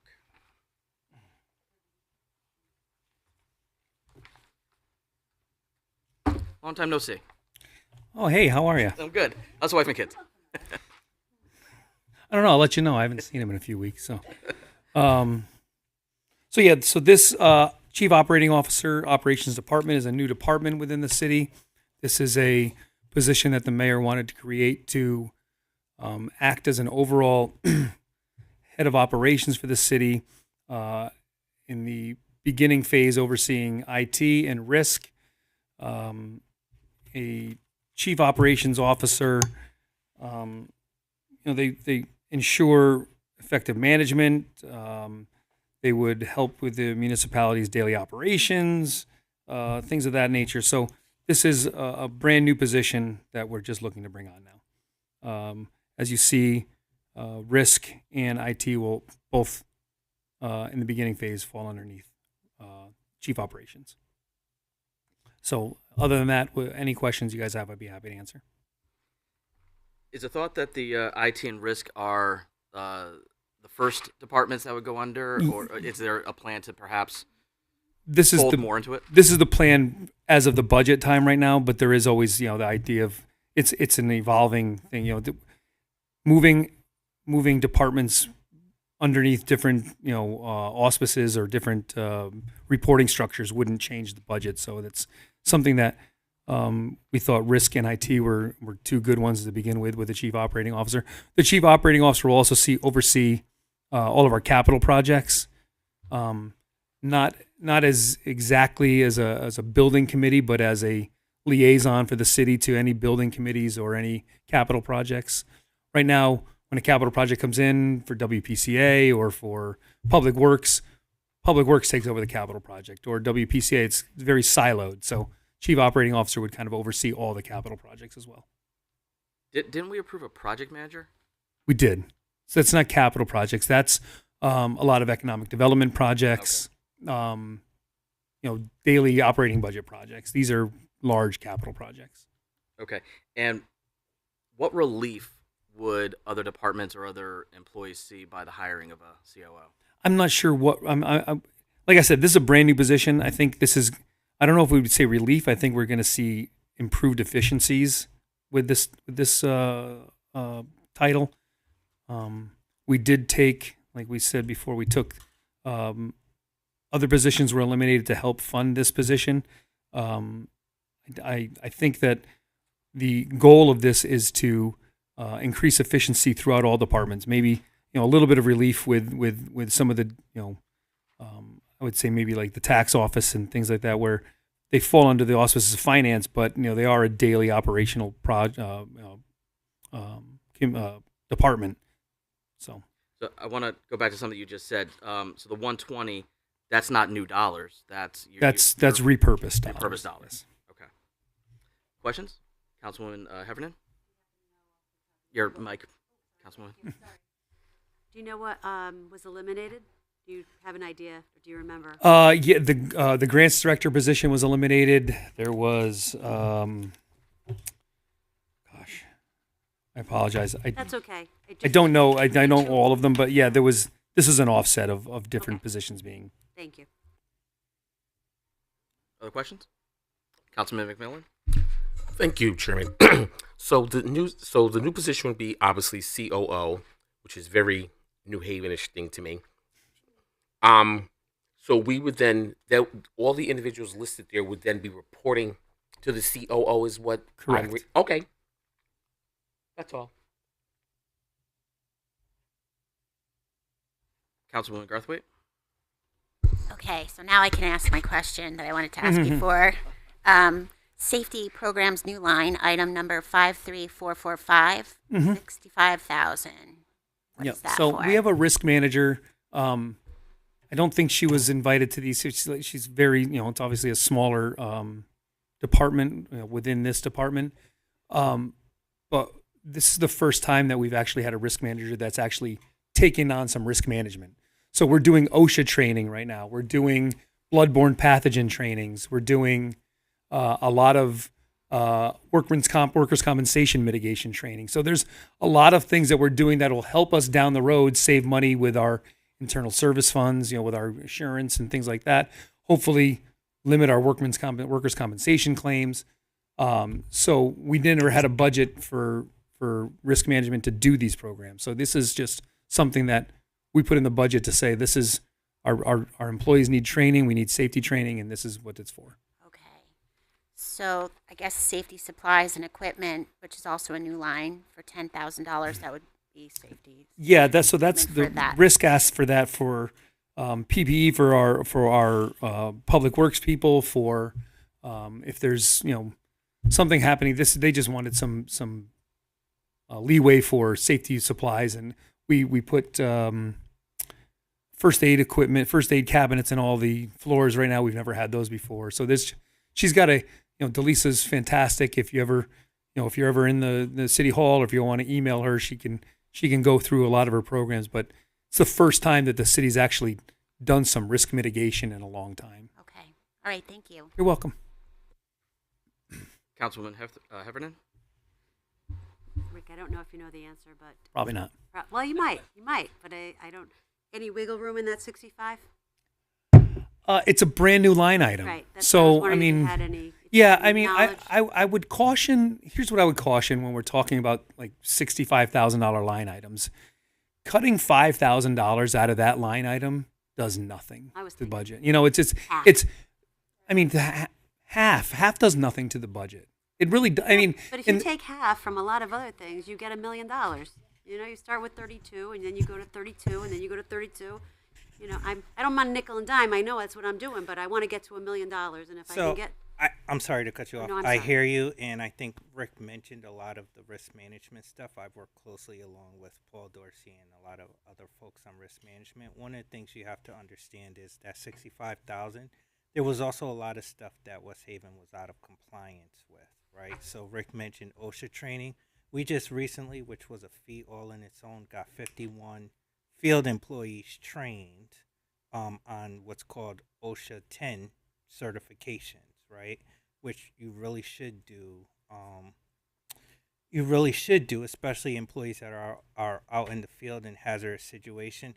This 65,000 is really just getting us started on the risk safety programming, because we have equipment that's needed, as Rick mentioned, PPE.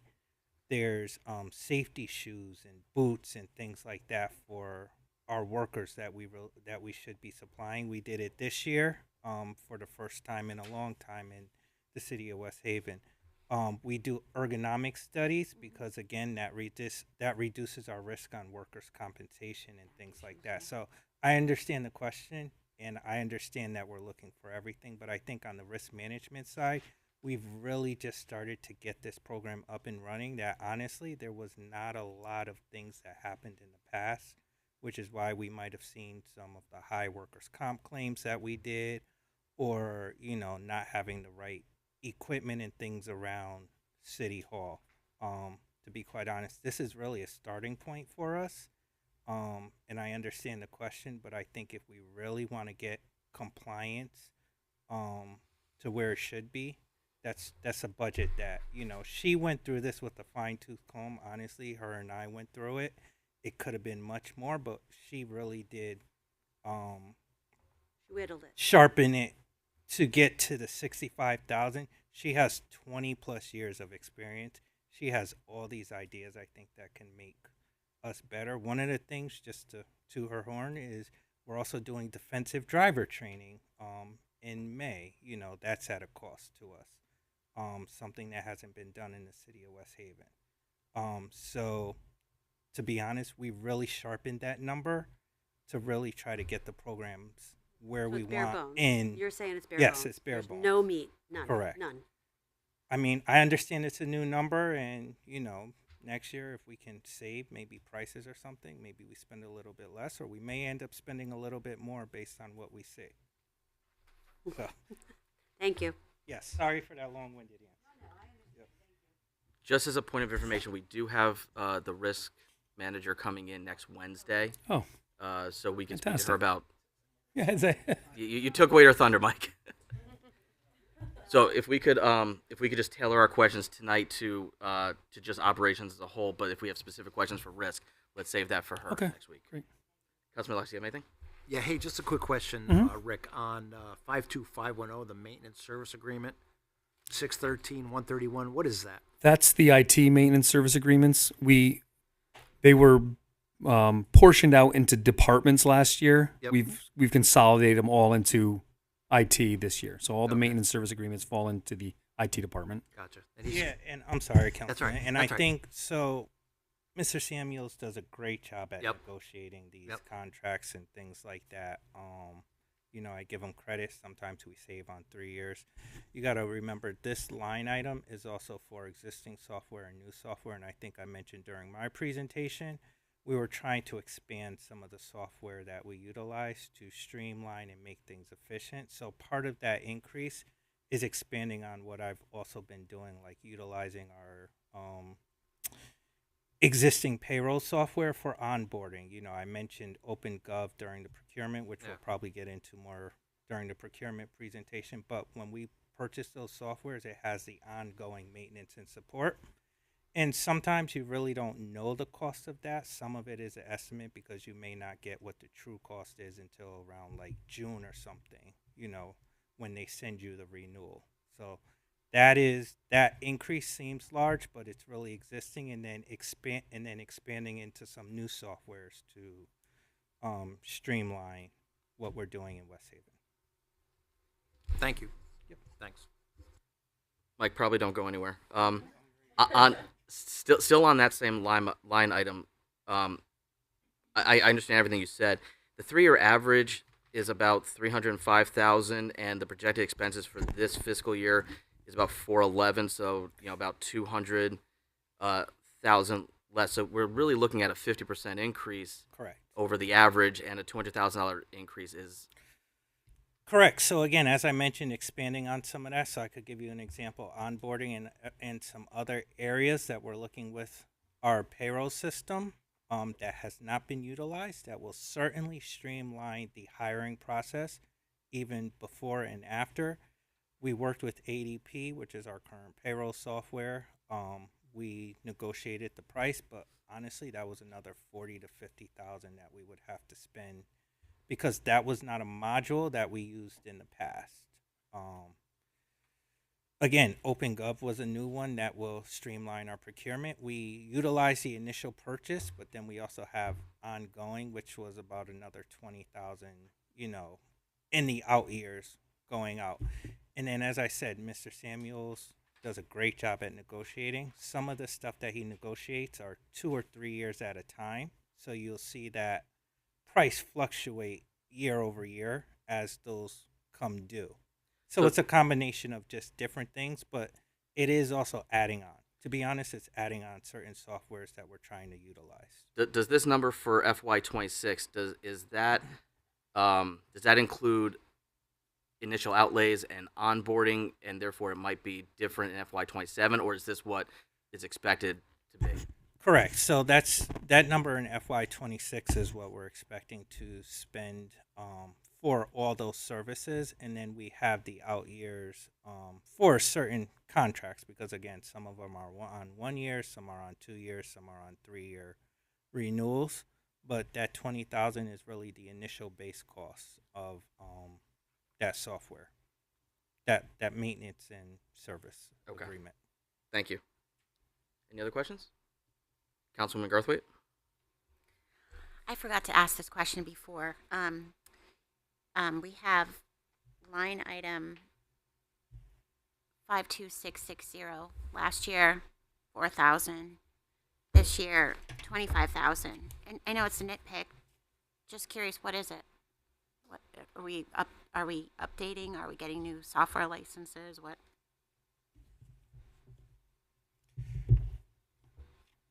I believe the software licenses may be the initial purchase of softwares, and then so there's two components to software, right? There's the initial purchase, and that's the initial price, the negotiation, everything else that may go on. And then you have what we call maintenance and support, which was that other line. That's the ongoing cost.